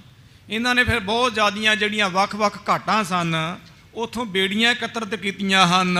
ਗਹਿ ਮੰਗਵਾਏ ਬਟੋਰ ਕਨੇਰੀ। ਤੇ ਫੜ ਕੇ ਜਿਹੜੇ ਮਲਾਹ ਹਨ ਨਾ ਖੁਦਾ ਹਨ, ਉਹਨਾਂ ਨੂੰ ਫੜ ਕੇ ਵਿਚਾਰਿਆਂ ਨੂੰ ਕੁੱਟ ਕੇ, ਕੋਈ ਮਿਹਨਤ ਮਜ਼ਦੂਰੀ ਨਹੀਂ ਦਿੰਦੇ ਹਨ ਉਹਨਾਂ ਨੂੰ, ਔਰ ਉਹਨਾਂ ਦੇ ਕੋਲੋਂ ਅਣਚਾਹਿਆ ਭਾਰ ਲੱਦ ਕੇ ਤੰਗ ਕਰਕੇ ਇਹ ਅੱਗੇ ਨਿਕਲਦੇ ਹਨ, ਦਰਿਆ ਨੂੰ ਪਾਰ ਕਰਦੇ ਹਰੀ ਕੇ ਪੱਤਣ ਨੂੰ। ਲਗੀ ਰਾਤ ਕੋ ਹੋਵਨ ਪਾਰ। ਕਹਿੰਦੇ ਇਸ ਪ੍ਰਕਾਰ ਇਹ ਨਦੀ ਨੂੰ ਪਾਰ ਕਰਦੇ ਹਨ। ਮੁਗਲ ਪਠਾਨ ਸੋ ਕਈ ਹਜ਼ਾਰ। ਜਿਨ੍ਹਾਂ ਵਿੱਚ ਮੁਗਲ ਹਨ ਤੇ ਪਠਾਨ ਹਨ।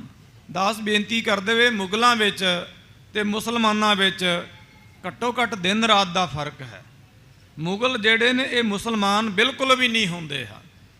ਮੁਗਲ ਉਹ ਨੇ ਜਿਹੜੇ ਚੰਗੇਜ਼ ਖਾਨ ਦੀ ਹਲਾਕੂ ਦੀ ਸੰਤਾਨ ਹੈ, ਉਹਦੀ ਔਲਾਦ ਹੈ, ਜੋ ਹਿੰਦੁਸਤਾਨ ਦੇ ਮੂਲ ਨਿਵਾਸੀ ਨਹੀਂ ਸਨ। ਸੋ ਇਹਨਾਂ ਨੇ ਪਹਿਲਾਂ ਚੀਨ ਨੂੰ ਫਤਹ ਕੀਤਾ, ਜਾਪਾਨ ਨੂੰ, ਅੱਧਾ ਯੂਰਪ ਇਹਨਾਂ ਨੇ ਜਿੱਤਿਆ। ਅਤੇ ਬਾਬਰ ਦੇ ਵੇਲੇ ਪਹਿਲਾਂ ਇੱਥੇ ਲੋਧੀਆਂ ਦਾ ਰਾਜ ਸੀ ਹਿੰਦੁਸਤਾਨ ਵਿੱਚ, ਜਿਹੜੇ ਨਵਾਬ ਦੌਲਤ ਖਾਨ ਲੋਧੀ ਸੀ ਉਹ ਵੀ ਉਹਨਾਂ ਦਾ ਰਾਜ ਸੀਗਾ। ਸੋ ਉਹਨਾਂ ਦੇ ਆਪਸ ਵਿੱਚ ਜਦੋਂ ਬਣੀ ਨਾ, ਇੱਕ ਦੂਜੇ ਨੂੰ ਮਾਰਨ ਦੇ ਵਾਸਤੇ ਇਹਨਾਂ ਨੇ ਦੁਸ਼ਮਣ ਦੀ ਮਦਦ ਲਈ। ਜਦੋਂ ਅਸੀਂ ਦੁਸ਼ਮਣ ਦੀ ਮਦਦ ਲੈਂਦੇ ਹਾਂ ਨਾ, ਉਦੋਂ ਅਸੀਂ ਵੀ ਮਰਦੇ ਹਾਂ, ਉਦੋਂ ਅਸੀਂ ਮਰਦੇ ਹੀ ਮਰਦੇ ਹਾਂ, ਸਾਨੂੰ ਬਚਾਉਣ ਵਾਲਾ ਕੋਈ ਨਹੀਂ ਹੁੰਦਾ। ਇਹ ਲੋਧੀਆਂ ਦਾ ਇਹ ਦਾਸ ਨੇ ਇਤਿਹਾਸ ਪੜ੍ਹਿਆ ਸੀਗਾ। ਇਹ ਨਵਾਬ ਦੌਲਤ ਖਾਨ ਜਿਹੜਾ ਲੋਧੀ ਸੀ, ਇਹਦੇ ਸੱਦੇ ਉੱਪਰ, ਅਤੇ ਇੱਕ ਹਿੰਦੂ ਰਾਜਾ ਸੀ ਇੱਧਰ ਮਨਮਾੜ ਸਾਈਡ ਦਾ ਰਾਜਪੂਤ, ਇਹ ਦੋਨਾਂ ਦੇ ਸੱਦੇ ਦੇ ਉੱਪਰ ਬਾਬਰ ਆਇਆ ਸੀ ਹਿੰਦੁਸਤਾਨ ਵਿੱਚ। ਪਹਿਲਾਂ ਇਹਦੀ ਹਿੰਮਤ ਨਹੀਂ ਸੀ ਪੈਂਦੀ ਬਾਬਰ ਦੀ। ਇਹਨਾਂ ਮੁਗਲਾਂ ਨੂੰ ਰੋਕਣ ਵਾਲੇ ਮੁਸਲਮਾਨ ਨਹੀਂ ਸਨ, ਮੁਸਲਮਾਨਾਂ ਨੇ, ਤੁਰਕਾਂ ਨੇ ਮੁਗਲਾਂ ਨੂੰ ਰੋਕਿਆ ਸੀ, ਔਰ ਲੰਮਾ ਸਮਾਂ ਕਈ ਦਹਾਕੇ ਤੱਕ ਇਹਨਾਂ ਦੇ ਨਾਲ ਜੰਗ ਯੁੱਧ ਕਰਦੇ ਰਹੇ ਨੇ। ਉਹਨਾਂ ਨੇ ਹਿੰਦੁਸਤਾਨ ਦੀ ਰੱਖਿਆ ਕੀਤੀ ਸੀ ਮੁਸਲਮਾਨਾਂ ਨੇ ਮੰਗੋਲਾਂ ਤੋਂ। ਪਰ ਜਦੋਂ ਆਪਸ ਵਿੱਚ ਈਰਖਾ ਵੱਧ ਗਈ, ਦੁਸ਼ਮਣ ਦੀ ਸਹਾਇਤਾ ਲਈ, ਫਿਰ ਇੱਥੇ ਬਾਬਰ ਚੜ੍ਹ ਕੇ ਆ ਗਿਆ ਸੀ ਲੋਧੀਆਂ ਦੇ ਵੇਲੇ, ਗੁਰੂ ਨਾਨਕ ਸਾਹਿਬ ਸੱਚੇ ਪਾਤਸ਼ਾਹ ਮਹਾਰਾਜ ਦੇ ਸਮੇਂ, ਜਿਹਦਾ ਜ਼ਿਕਰ ਮਾਣਨੀ ਬਾਣੀ 'ਚ ਕਿੰਨਾ ਆਵਟਨਾ 78 ਜਾਨ 97 ਹੋਰ ਪਿਓ ਸੀ ਮਰਦ ਕਾ ਚੇਲਾ। ਉਹ ਬਾਬਰ ਬਾਣੀ ਫਿਰ ਗਈ, ਕੋਇਰ ਨਾ ਰੋਟੀ ਖਾਏ, ਮਾਰਨ ਨੇ ਬਾਬਰ ਦਾ ਜ਼ਿਕਰ ਕੀਤਾ। ਮੁਗਲ ਪਠਾਣਾ ਭਈ ਲੜਾਈ ਆਉਂਦਾ ਨਾ ਬਾਣੀ 'ਚ, ਰਣ ਮੈਂ ਤੇਗ ਵਗਾਈ, ਉਨੀ ਤੁਪਕ ਕਮਾਨ ਚਲਾਈ, ਉਨੀ ਹਸਤ ਚੜਾਈ। ਇੱਥੇ ਵੀ ਹੁਣ ਮਹਾਂਕਵੀ ਸੰਤੋਖ ਸਿੰਘ ਸਾਹਿਬ ਜੀ ਨੇ 2 ਸ਼ਬਦ ਲਿਖੇ ਨੇ, ਮੁਗਲ ਪਠਾਨ ਸੋ ਕਈ ਹਜ਼ਾਰ। ਮੁਗਲਾਂ ਦੀ ਤੇ ਪਠਾਨਾਂ ਦੀ ਲੜਾਈ ਬਾਬੇ ਨਾਨਕ ਦੇ ਵੇਲੇ ਹੋਈ ਸੀ। ਇਹ 2 ਕੌਮਾਂ ਆਪਸ ਵਿੱਚ ਲੜਦੀਆਂ ਸਨ, ਅਤੇ ਹੈਰਾਨਗੀ ਦੀ ਗੱਲ, ਇਹ 2 ਕੌਮਾਂ ਗੁਰੂ ਨਾਨਕ ਦੇ ਘਰ 'ਤੇ ਚੜ੍ਹ ਕੇ ਆਈਆਂ ਨੇ। ਕੈਸੀ ਇਤਿਹਾਸ ਦੀ ਇੱਕ ਬੇਨਜ਼ੀਰ ਬੇਮਿਸਾਲ ਘਟਨਾ ਹੈ। ਮੁਗਲ ਉਹ ਨੇ ਜਿਨ੍ਹਾਂ ਨੇ ਪੂਰੀ ਦੁਨੀਆ ਨੂੰ ਕਰੀਬਨ ਫਤਿਹ ਕਰ ਲਿਆ ਸੀ, ਅਤੇ ਚੰਗੇਜ਼ ਖਾਨ ਹਲਾਕੂ ਦੀ ਔਲਾਦ, ਅਤੇ ਪਠਾਨ ਉਹ ਨੇ ਜਿਹੜੇ ਹਿੰਦੁਸਤਾਨ ਦੇ ਮੂਲ ਨਿਵਾਸੀ ਸਨ, ਇੱਥੋਂ ਦੇ ਰਹਿਣ ਵਾਲੇ ਸਨ। ਇਹ 2 ਕੌਮਾਂ ਇਕੱਠੀਆਂ ਹੋ ਕੇ ਸਤਿਗੁਰੂ ਜੀ ਮਹਾਰਾਜ ਉੱਪਰ ਚੜ੍ਹ ਕੇ ਆਏ, ਔਰ ਬੰਦੂਕਾਂ ਅਤੇ ਤੋਪਾਂ ਆਦਿਕ ਦੀ ਇਜਾਦ ਜਿਹੜੀ ਆ, ਇਹ ਵੀ ਮੁਗਲਾਂ ਦੇ ਕਾਲ ਵਿੱਚ ਹੋਈ ਸੀ। ਜੰਗ ਯੁੱਧ ਤੇ ਇਹਨਾਂ ਦੀ ਬਿਰਤੀ ਬਣ ਚੁੱਕੀ ਸੀ, ਔਰ ਐਸੇ ਖੁੰਖਾਰ ਲੋਕ ਸਨ, ਇਹ ਕਬਜ਼ਾ ਨਹੀਂ ਸਨ ਕਰਦੇ। ਕਬਜ਼ਾ ਕਰਨਾ ਇਹਨਾਂ ਦੀ ਕੋਈ ਭਾਵਨਾ ਨਹੀਂ ਸੀਗੀ ਵੀ ਇੱਕ ਰਾਜੇ ਦੇ ਰਾਜ ਭਾਗ ਦਾ ਨਾਸ਼ ਕਰਕੇ ਆਪਣਾ ਉੱਥੇ ਰਾਜ ਭਾਗ ਕਾਇਮ ਕਰਨਾ। ਰਾਜ ਰੂ ਨਹੀਂ ਸੀ ਕਾਇਮ ਕਰਦੇ, ਇਹ ਉਜਾੜਾ ਕਰਦੇ ਸਨ, ਖੇਤੀਆਂ ਉਜਾੜਨੀਆਂ, ਔਰਤਾਂ, ਤਰੀਮਤਾਂ, ਕਾਕੀਆਂ, ਬੱਚੀਆਂ ਦੇ ਸੱਤ ਭੰਗ ਕਰਨੇ, ਅਤੇ ਬੱਚਿਆਂ ਅਤੇ ਬਜ਼ੁਰਗਾਂ ਨੂੰ ਅਤੇ ਪਾਗਲਾਂ ਨੂੰ, ਨਿਹੱਥਿਆਂ ਨੂੰ ਮਾਰਨਾ ਸ਼ੌਂਕ ਸੀ ਇਹਨਾਂ ਦਾ। ਅਤੇ ਫਿਰ ਇਹ ਮਨੁੱਖਾਂ ਦੀਆਂ ਖੋਪੜੀਆਂ ਦੇ ਢੇਰ ਬਣਾ ਕੇ ਅਤੇ ਉਹਦੇ ਉੱਪਰ ਇਹ ਖੇਡਿਆ ਕਰਦੇ ਸਨ। ਫਿਰ ਜੰਤਰ ਮੰਤਰ ਤੰਤਰ ਇਹ ਕਰਿਆ ਕਰਦੇ ਸਨ। ਜਿਹੜੇ ਮੰਗੋਲ ਲੋਕ ਸਨ, ਤੁਸੀਂ ਕਿਤੇ ਇਹਨਾਂ ਦੇ ਕਬੀਲਿਆਂ ਦਾ ਇਤਿਹਾਸ ਪੜ੍ਹ ਕੇ ਦੇਖੋ, ਦੰਗ ਰਹਿ ਜਾਓਗੇ। ਇਹ ਐਸੇ ਲੋਕ ਸਨ ਜਿਨ੍ਹਾਂ ਦਾ ਮੁਕਾਬਲਾ ਸਤਿਗੁਰੂ ਜੀ ਮਹਾਰਾਜ ਔਰ ਗਰੀਬ ਨਵਾਜ ਮਹਾਰਾਜ ਜੀ ਦੇ ਸਿੰਘਾਂ ਨੇ ਕੀਤਾ। ਉਹ ਸਾਧ ਸੰਗਤ ਜੀ ਸਿਮਰਨ ਭਜਨ ਬੰਦਗੀ ਅਤੇ ਗੁਰਦਸਵੇਂ ਪਾਤਸ਼ਾਹ ਮਹਾਰਾਜ ਦੀ ਬਾਣੀ ਦੇ ਸਦਕੇ ਹੀ ਸਿੰਘਾਂ ਨੇ ਇਹਨਾਂ ਨੂੰ ਵਸੀਕਾਰ ਕੀਤਾ ਸੀ। ਨਹੀਂ ਤਾਂ ਕਿਸੇ ਦੇ ਸਰੀਰਕ ਤੌਰ 'ਤੇ ਅਸੀਂ ਇਹਨਾਂ ਦੇ ਨਾਲ ਜੂਝ ਨਹੀਂ ਸਕਦੇ ਕਿ ਮੁਗਲਾਂ, ਪਠਾਨਾਂ, ਅਫਗਾਨੀਆਂ ਦੇ ਨਾਲ।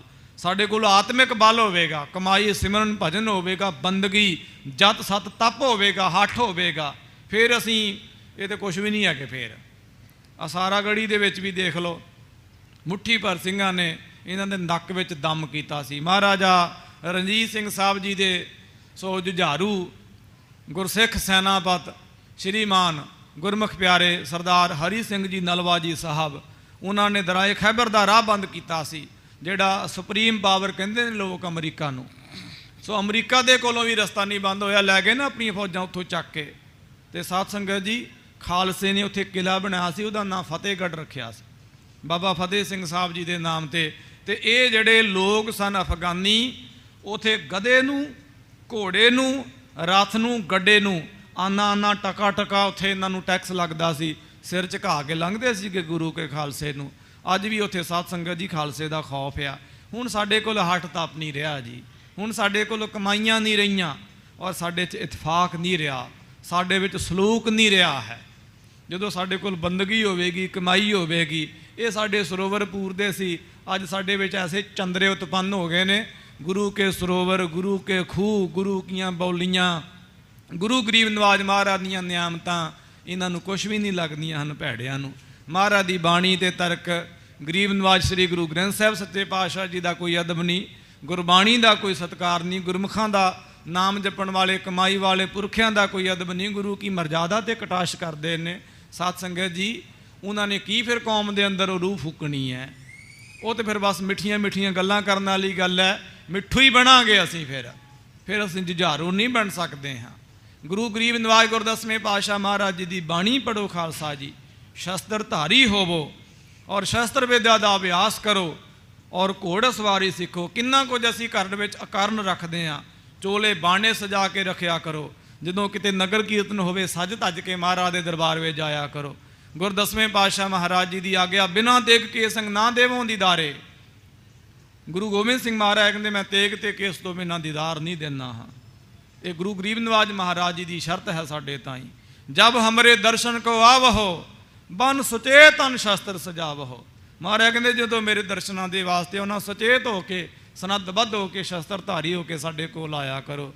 ਖਾਲਸਾ ਜੀ ਗਰੀਬ ਨਿਵਾਜ ਮਹਾਰਾਜ ਦੀਆਂ ਨਿਆਮਤਾਂ ਨੇ ਗੁਰੂ ਵੱਲੋਂ ਬਖਸ਼ੇ ਹੋਏ ਕਕਾਰ, ਇਹਨਾਂ ਨੂੰ ਆਪਣੇ ਸਰੀਰ ਤੇ ਸਜਾਓ। ਤੋ ਹਿੰਦੁਸਤਾਨ ਦੀਆਂ ਦੋ ਵੱਡੀਆਂ ਕੌਮਾਂ, ਇੱਕ ਮੁਗਲ ਪਠਾਨ ਔਰ ਦੂਸਰੇ ਵਿਦੇਸ਼ੀ ਧਾੜਵੀ ਚੰਗੇਜ਼ ਖਾਨ ਹਲਾਕੂ ਦਾ ਸੰਤਾਨ, ਉਹਦਾ ਖਾਨਦਾਨ। ਇਹ ਮੁਗਲ ਦੋ ਕੌਮਾਂ, ਉਹਨਾਂ ਦੇ ਚੁਣੀਦਾ ਸੂਰਮੇ ਗੁਰੂ ਹਰਗੋਬਿੰਦ ਸਾਹਿਬ ਸੱਚੇ ਪਾਤਸ਼ਾਹ ਮਹਾਰਾਜ ਉੱਪਰ ਚੜ੍ਹਾਈ ਕਰਕੇ ਇਹ ਟੁਰੇ ਆਉਂਦੇ ਹਨ ਆਪਣੀ ਮੌਤ ਮਰਨ ਵਾਸਤੇ। ਸਿੱਖ ਕੀ ਸੁਤਾ ਜੋਧ ਕੀ ਦਾਰਾ। ਅਗਲਾ ਬਚਨ ਬੜਾ ਰਹੱਸਮਈ ਜੇ, 15 ਕੁ ਮਿੰਟ ਬਚਿੰਦੇ ਨੇ, ਸ਼ਾਇਦ ਪੂਰਾ ਹੋ ਜਾਏਗਾ। ਸੋ ਗੁਰੂ ਗਰੀਬ ਨਿਵਾਜ ਮਹਾਰਾਜ ਦੇ ਘਰ ਦੇ ਗੁਰਸਿੱਖਾਂ ਦੀ ਬੱਚੀ ਸੀ ਭਾਈ ਜੋਧ ਰਾਏ ਜੀ। ਰਾਏ ਜੋਧ ਜੀ ਸਾਹਿਬ ਜੀ ਦੀ ਘਰੋਂ ਸਿੱਖਣੀ ਜੋ ਸੀ। ਤਿਨ ਦਲ ਕੋ ਆਗਵਨ ਵਿਚਾਰਾ। ਕਹਿੰਦੇ ਇਹਨੇ ਜਾਣਿਆ ਕਿ ਤੁਰਕਾਂ ਦਾ ਹੁਣ ਆ ਰਹੇ ਹਨ ਤੁਰਕ ਚੜ ਕੇ। ਧਰਿਓ ਤੋ ਤਰਨੀ ਪਰਥਾਰ। ਇਹਨੇ ਕੀ ਕੀਤਾ ਸੀ? ਜਾਣਦਿਆਂ ਹੋਇਆਂ ਧਰਤੀ ਦੇ ਉੱਪਰ ਇੱਕ ਥਾਲ, ਪਹਿਲਾਂ ਵੱਡੇ ਵੱਡੇ ਥਾਲ ਹੁੰਦੇ ਸਨ ਲੋਕਾਂ ਦੇ ਘਰਾਂ ਵਿੱਚ। ਅੱਜ ਕੱਲ੍ਹ ਤੇ ਥਾਲ ਜਿਹੜੇ ਨੇ ਉਹ ਵੀ ਖਾਨਿਆਂ ਵਾਲੇ ਨੇ। ਪਹਿਲਾਂ ਲੋਕ ਖਾਨਿਆਂ ਵਾਲੇ ਥਾਲਾਂ ਨੂੰ ਨਹੀਂ ਸੀ ਪਸੰਦ ਕਰਦੇ। ਕਟੋਰੀਆਂ ਹੁੰਦੀਆਂ ਸਨ ਉਹਨਾਂ ਵਿੱਚ, ਜਾਂ ਲੋਕ ਇਸ ਤਰ੍ਹਾਂ ਖੁੱਲ੍ਹਾ ਹੀ ਛਕਿਆ ਕਰਦੇ ਸਨ। ਉਹ ਵੱਡਾ ਸਾਰਾ ਥਾਲ ਸੀ ਉਹਦੇ ਕੋਲ ਚਾਂਦੀ ਦਾ। ਤਿਸ ਮੈਂ ਮੁਕਤਾ 400 ਡਾਰ। ਤੇ ਉਹਨੇ ਉਸ ਥਾਲ ਦੇ ਵਿੱਚ ਮੁਕਤੇ ਪਾਏ ਹੋਏ ਸਨ। ਉਹਦਾ ਇੱਕ ਕਾਰਨ ਹੈ, ਅੱਗੇ ਜਾ ਕੇ ਸ਼ੋ ਹੋਵੇਗਾ। ਧਰ ਕਰ ਨਾਥ ਸੁਧਾਰਤ ਸੋਏ। ਤੇ ਉਹਦੇ ਵਿੱਚ ਆਪਣੀ ਨੱਥ ਪਾ ਕੇ ਨਾ ਉਹ ਨੱਥ ਨੂੰ ਸਵਾਰਦੀ ਸੀ। ਨੱਥ ਨੂੰ ਸਵਾਰਨਾ ਵੈਸੇ ਗੁਰਮਤਿ ਵਿੱਚ ਗੁਰਦਸਵੇਂ ਪਾਤਸ਼ਾਹ ਮਹਾਰਾਜ ਨੇ ਜਦੋਂ ਖਾਲਸਾ ਸਾਜਿਆ ਉਦੋਂ ਕਿਹਾ ਬੀਦੇ ਨਾਕ ਨਾ ਕਾਨ ਕੋ ਯਹ ਗੁਰ ਕੀ ਮਿਰਜਾਦ, ਕਿ ਮੇਰੀ ਧੀ ਲਾਡੋ ਰਾਣੀ ਜਿਹੜੀ ਨੱਥ ਨਾ ਪਾਵੇ। ਪਰ ਪਹਿਲਾਂ ਇਹ ਲੋਕ ਪਾਇਆ ਕਰਦੇ ਸਨ। ਖੈਰ ਇਹ ਇਤਿਹਾਸ ਦੀ ਘਟਨਾ ਹੈ। ਜਿਹੜੀ ਉਹ ਸਿੱਖ ਬੱਚੀ ਸੀ ਰਾਏ ਜੋਧ ਜੀ ਸਾਹਿਬ ਜੀ ਦੇ ਘਰੋਂ, ਸਾਡੇ ਸਤਿਕਾਰਯੋਗ ਭੈਣ ਜੀ ਕਹਿ ਲਓ ਪੰਥ ਦੇ ਭੈਣ, ਉਹ ਆਪਣੀ ਨੱਥ ਜਿਹੜੀ ਸੀ ਉਹਨੂੰ ਸਵਾਰਦੀ ਸੀ ਪਾਣੀ ਵਿੱਚ ਪਾ ਕੇ। ਮੰਦ ਮੰਦ ਸੋ ਥਰਕਣ ਹੋਏ। ਉਹ ਜਿਹੜਾ ਪਾਣੀ ਸੀ ਥਾਲੀ ਵਿੱਚ ਪਿਆ ਹੋਇਆ, ਜਿਹਦੇ ਵਿੱਚ ਮੋਤੀ ਵੀ ਸਨ। ਹੁਣ ਥਾਲ ਹਿਲਦਾ ਨਹੀਂ ਸੀਗਾ, ਪਰ ਉਹਦੇ ਵਿੱਚ ਪਏ ਹੋਏ ਮੋਤੀ ਜਿਹੜੇ ਸਨ ਉਹ, ਸ਼ਾਇਦ ਤੁਸੀਂ ਮੇਰੀ ਬੇਨਤੀ ਨੂੰ ਸਮਝ ਰਹੇ ਹੋਵੋ ਕਿ ਪਾਣੀ ਹੋਵੇ ਤੇ ਪਾਣੀ ਵਿੱਚ ਤੁਸੀਂ ਕੋਈ ਕੱਚ ਦੀ ਚੀਜ਼ ਪਾ ਦਿਓ ਜਾਂ ਪੱਥਰ ਪਾ ਦਿਓ। ਜੇ ਪਾਣੀ ਹਿੱਲੇਗਾ ਤੇ ਮੋਤੀ ਜਿਹੜੇ ਨੇ ਤੁਹਾਨੂੰ ਹਿਲਦੇ ਹੋਏ ਦਿਖਾਈ ਦੇਣਗੇ, ਵੀ ਲੱਗਦਾ ਮੋਤੀ ਹਿੱਲ ਰਹੇ ਨੇ। ਜੋ ਸਿੱਖ ਬੀਬੀ ਸੀ ਇਹ ਹੈਰਾਨ ਹੋ ਗਈ ਕਿ ਮੈਂ ਪਾਣੀ ਵਿੱਚ ਪਾਏ ਨੇ ਮੋਤੀ ਨੱਥ ਨੂੰ ਸਵਾਰਨ ਵਾਸਤੇ, ਪਰ ਇਹ ਮੋਤੀ ਕਿਉਂ ਹਿੱਲ ਰਹੇ ਨੇ? ਇਹ ਪਾਣੀ ਕਿਉਂ ਹਿੱਲ ਰਿਹਾ ਹੈ? ਬੁੱਧੀ ਚਤੁਰ ਪੁਨ ਪਰਖਤ ਮੋਤੀ। ਤੇ ਇਹ ਬੀਬੀ ਜੋ ਸੀ ਬੜੀ ਸਿਆਣੀ ਸੀ। ਜੁਝਾਰੂ ਪਰਿਵਾਰ ਵਿੱਚ ਜਨਮ ਹੋਇਆ ਸੀ ਤੇ ਜੁਝਾਰੂ ਸ਼ਹਿਜ਼ਾਦੇ ਨਾਲ ਇਹਦਾ ਵਿਆਹ ਹੋਇਆ ਸੀ। ਰਾਏ ਜੋਧ, ਜੋਧ ਨਾਮ ਸੀ, ਰਾਏ ਖਤਾਬ ਸੀ। ਇਹ ਅਕਬਰ ਵੱਲੋਂ ਇਹਨਾਂ ਦੇ ਖਾਨਦਾਨ ਨੂੰ, ਇਹਨਾਂ ਦੇ ਦਾਦੇ ਪੜਦਾਦੇ ਨੂੰ ਮਿਲਿਆ ਸੀ। ਰਾਏ ਖਤਾਬ ਸੀ ਇੱਕ। ਇਹਨਾਂ ਦੇ ਕੋਲ ਇਹ ਰਾਜੇ ਸਨ ਮਾਲਵੇ ਦੇਸ਼ ਦੇ। ਇਹਨਾਂ ਦੇ ਵੱਡੇ ਵਡੇਰੇ ਜਿਹੜੇ ਸਨ, ਮਹਾਰਾਜ ਨੇ ਵਰ ਵੀ ਦਿੱਤਾ ਸੀ ਗੁਰੂ ਹਰਗੋਬਿੰਦ ਸਾਹਿਬ ਸੱਚੇ ਪਾਤਸ਼ਾਹ ਨੇ। ਉਹ ਅੱਗੇ ਇਹਨਾਂ ਦੀ ਕਥਾ ਆਵੇਗੀ। ਉਹਨੇ ਪਰਖ ਲਿਆ ਮੋਤੀਆਂ ਨੂੰ ਦੇਖ ਕੇ ਚੰਗੇ ਤਰੀਕੇ ਨਾਲ, ਕਿਉਂ ਨਾ ਇਨਕੀ ਥਿਰਤਾ ਹੋਤੀ। ਇਹ ਜਿਹੜੇ ਮੋਤੀ ਨੇ ਇਹ ਸਥਿਰ ਕਿਉਂ ਨਹੀਂ ਹੁੰਦੇ ਹਨ, ਟਿਕਦੇ ਕਿਉਂ ਨਹੀਂ ਹਨ? ਬਾਰ ਬਾਰ ਸੋਨੀ ਕੇ ਦੇਖ। ਤੇ ਇਹਨੇ ਵਾਰ-ਵਾਰ ਅੱਗੇ ਪਿੱਛੇ ਹੋ ਕੇ, ਖੱਬੇ ਸੱਜੇ ਹੋ ਕੇ, ਆਪਣੀ ਧੌਣ ਉੱਚੀ ਨੀਵੀਂ ਕਰਕੇ ਚੰਗੇ ਤਰੀਕੇ ਨਾਲ ਪਰਖਿਆ ਹੈ। ਜਾਣਿਓ ਲਸਕਰ ਆਏ ਵਿਸੇਖ। ਉਸ ਵੇਲੇ ਨੇ ਜਾਣਿਆ ਵੀ ਬਹੁਤ ਵੱਡੀ ਗਿਣਤੀ ਵਿੱਚ, ਭਾਰੀ ਗਿਣਤੀ ਵਿੱਚ ਲਸ਼ਕਰ ਜੋ ਹੈ, ਫੌਜ ਜੋ ਹੈ ਉਹ ਆ ਰਹੀ ਹੈ। ਧਰਾ ਇਹਾਂ ਲਗ ਹਾਲਤ ਮੰਦ। ਕਿਉਂਕਿ ਇੱਥੋਂ ਤੱਕ ਧਰਤੀ ਹਿਲਦੀ ਹੈ। ਜ਼ਮੀਨ ਜਿਹੜੀ ਹੈ ਨਾ, ਜ਼ਮੀਨ ਇਹ ਸਾਡੇ ਕੰਨਾਂ ਵਿੱਚ ਤਾਕਤ ਨਹੀਂ ਹੈ ਕਿ ਅਸੀਂ ਜ਼ਮੀਨ ਨੂੰ ਸਮਝ ਸਕੀਏ। ਆ ਮਹਾਭਾਰਤ ਪੜ੍ਹੋ, ਉਹਨੂੰ ਵੇਖੋ, ਵਾਚੋ ਉਹਨੂੰ। ਐਸੇ ਲੋਕ ਮੌਜੂਦ ਸਨ ਹਿੰਦੁਸਤਾਨ ਵਿੱਚ ਕਿ ਕਈ ਕੋਹਾਂ ਕਾਫਰਾਂ ਤੋਂ ਸੁਣ ਲੈਂਦੇ ਸਨ, ਕਈ ਕੋਹਾਂ ਕਾਫਰਾਂ ਤੋਂ ਵੇਖ ਲੈਂਦੇ ਸਨ। ਕੀ ਇਹ ਸੰਭਵ ਹੈ? ਜੀ ਹਾਂ, ਬਿਲਕੁਲ ਹੈ। ਪ੍ਰਕਿਰਤੀ ਦੀ ਗੋਦ ਵਿੱਚ ਇੱਕ ਜਾਨਵਰ ਹੈ, ਅਸੀਂ ਉਹਨੂੰ ਕੂਕਰ ਕਹਿੰਦੇ ਆ, ਕੁੱਤਾ ਕਹਿੰਦੇ ਆ। ਕਦੀ ਕੁੱਤੇ ਨੂੰ ਗੌਰ ਨਾਲ ਦੇਖੋ। ਘਰਾਂ ਵਿੱਚ ਜਾਨਵਰ ਜ਼ਰੂਰ ਰੱਖੋ, ਪੰਛੀ ਰੱਖੋ, ਜਾਨਵਰ ਰੱਖੋ, ਪਾਲਣਾ ਪੋਸ਼ਣਾ ਕਰੋ, ਪ੍ਰਕਿਰਤੀ ਨਾਲ ਜੁੜੇ ਰਹਾਂਗੇ ਅਸੀਂ। ਗਾਵਾਂ ਮੱਝਾਂ ਰੱਖੋ, ਘੋੜੇ ਰੱਖੋ। ਜਿਹੜਾ ਬੰਦਾ ਜਾਨਵਰ ਰੱਖਦਾ ਹੈ ਕਦੀ ਆਲਸੀ ਨਹੀਂ ਹੋ ਸਕਦਾ। ਉਹਨੂੰ ਸਮੇਂ ਨਾਲ ਸੌਣਾ ਪੈਂਦਾ, ਸਮੇਂ ਨਾਲ ਉੱਠਣਾ ਪੈਂਦਾ ਹੈ। ਪ੍ਰਕਿਰਤੀ ਨਾਲ ਸਾਨੂੰ ਜੁੜੇ ਰਹਿਣਾ ਚਾਹੀਦਾ। ਇਹ ਜੀਵਨ ਦਾ ਬੜਾ ਵੱਡਾ ਰਹੱਸ। ਕੁੱਕਰ ਜੋ ਹੈ ਨਾ, ਕਦੀ ਨੂੰ ਗੌਰ ਕਰਿਓ, ਉਹ ਜਦੋਂ ਵੀ ਸੌਂਦਾ ਉਹ ਕੰਨ ਜ਼ਮੀਨ ਨਾਲ ਲਾ ਕੇ ਸੌਂਦਾ ਹੈ। ਉਹ ਆਪਣੇ ਤੇ ਬਗਾਨੇ ਦੇ ਪੈਰਾਂ ਦੀ ਆਵਾਜ਼ ਪਛਾਣ ਲੈਂਦਾ ਹੈ। ਕਿੰਨੀ ਦੂਰ ਕਦਮਾਂ ਤੋਂ ਕੋਈ ਆਦਮੀ ਆਉਂਦਾ ਹੋਵੇ, ਇੱਕਦਮ ਉਹ ਸੁਚੇਤ ਹੋ ਜਾਂਦਾ। ਚਣਾਕੀਆ ਨੇ ਗ੍ਰੰਥਾਂ ਵਿੱਚ ਲਿਖਿਆ, ਆਪਣੀ ਪੁਸਤਕ ਵਿੱਚ, ਆਪਣੀ ਨੀਤੀ ਵਿੱਚ, ਕਿ ਸਭ ਤੋਂ ਵੱਧ ਕੇ ਉਦਮੀ ਜੋ ਹੈ ਨਾ ਉਹ ਕੂਕਰ ਹੁੰਦਾ ਹੈ। ਬੜੇ ਬੜੇ ਦੂਰ ਤੋਂ ਉਹ ਵੇਖ ਲੈਂਦਾ। ਔਰ ਇਹ ਸ਼ਕਤੀ ਜਿਹੜੀ ਹੈ ਇਹ ਘੋੜੇ ਵਿੱਚ ਵੀ ਵਿਸ਼ੇਸ਼ ਕਰਕੇ ਹੁੰਦੀ। ਕੱਛੂ ਕੁੰਮੇ ਵਿੱਚ ਤੇ ਇੰਨੀ ਜ਼ਬਰਦਸਤ ਇਹ ਸ਼ਕਤੀ ਹੁੰਦੀ ਹੈ ਵੀ ਕੋਈ ਆਦਮੀ ਸਮਝ ਨਹੀਂ ਸਕਦਾ। ਪਹਿਲਾਂ ਕੱਛੂ ਕੁੰਮੇ ਤੋਂ ਹਵਾ ਦਾ ਅਨੁਮਾਨ ਲਗਾਉਂਦੇ ਸਨ ਲੋਕ। ਜਦੋਂ ਆ ਬੇੜੇ ਤੇ ਆਦਿਕ ਲੱਕੜ ਦੇ ਲੈ ਕੇ ਲੋਕ ਜਾਇਆ ਕਰਦੇ ਸਨ, ਉਹ ਕੱਛੂ ਕੁੰਮੇ ਤੋਂ ਅਨੁਮਾਨ ਲਗਾਉਂਦੇ ਸਨ। ਕੱਛੂ ਕੁੰਮਾ ਵੀ ਉਸ ਦਸ਼ਾ ਨੂੰ ਚੱਲਦਾ ਜਿਸ ਦਸ਼ਾ ਨੂੰ ਹਵਾ ਚੱਲੇਗੀ। ਆ ਬੰਦਰ ਜਿਹੜੇ ਨੇ, ਆ ਡਿਸਕਵਰੀ ਆਦਿਕ ਜਿਹੜੇ ਨੈਸ਼ਨਲ ਜੀਓਗ੍ਰਾਫਿਕ ਹੋਰ ਜਿਹੜੇ ਚੈਨਲ ਨੇ, ਇਹਨਾਂ ਨੇ CCTV ਕੈਮਰੇ ਲਗਾ ਕੇ ਦੇਖਿਆ ਸੀਗਾ ਕਿ ਇਹ ਜਦੋਂ ਭੂਚਾਲ ਭੂਕੰਪ ਇਤਿਆਦਿਕ ਆਉਣਾ ਹੁੰਦਾ, ਧਰਤੀ ਪਹਿਲਾਂ ਕੰਬਦੀ ਆ। ਕੋਈ ਵੀ ਘਟਨਾ ਇੱਕਦਮ ਨਹੀਂ ਘਟਦੀ ਹੁੰਦੀ। ਮੀਂਹ ਵੀ ਇੱਕਦਮ ਨਹੀਂ ਆਉਂਦਾ ਹੁੰਦਾ। ਪਹਿਲਾਂ ਬਹੁਤ ਜ਼ਿਆਦਾ ਗਰਮੀ ਹੁੰਦੀ ਹੈ, ਫਿਰ ਬਜ਼ੁਰਗ ਕਹਿੰਦੇ ਸੀ ਮੀਂਹ ਆਊਗਾ। ਤੇ ਕੀੜੀਆਂ ਨੂੰ ਕਿੱਦਾਂ ਪਤਾ ਲੱਗ ਜਾਂਦਾ ਹੈ? ਉਹ ਤਾਂ ਕੋਈ ਅਸਮਾਨ ਵਿੱਚ ਵੀ ਨਹੀਂ ਦੇਖ ਸਕਦੇ। ਪ੍ਰਕਿਰਤੀ ਵਿੱਚ ਜੋ ਕੁਝ ਵੀ ਘਟ ਰਿਹਾ ਹੈ, ਇੱਥੇ ਅਣਸੁਖਾਵਾਂ ਕੁਛ ਨਹੀਂ ਜੇ ਘਟਦਾ।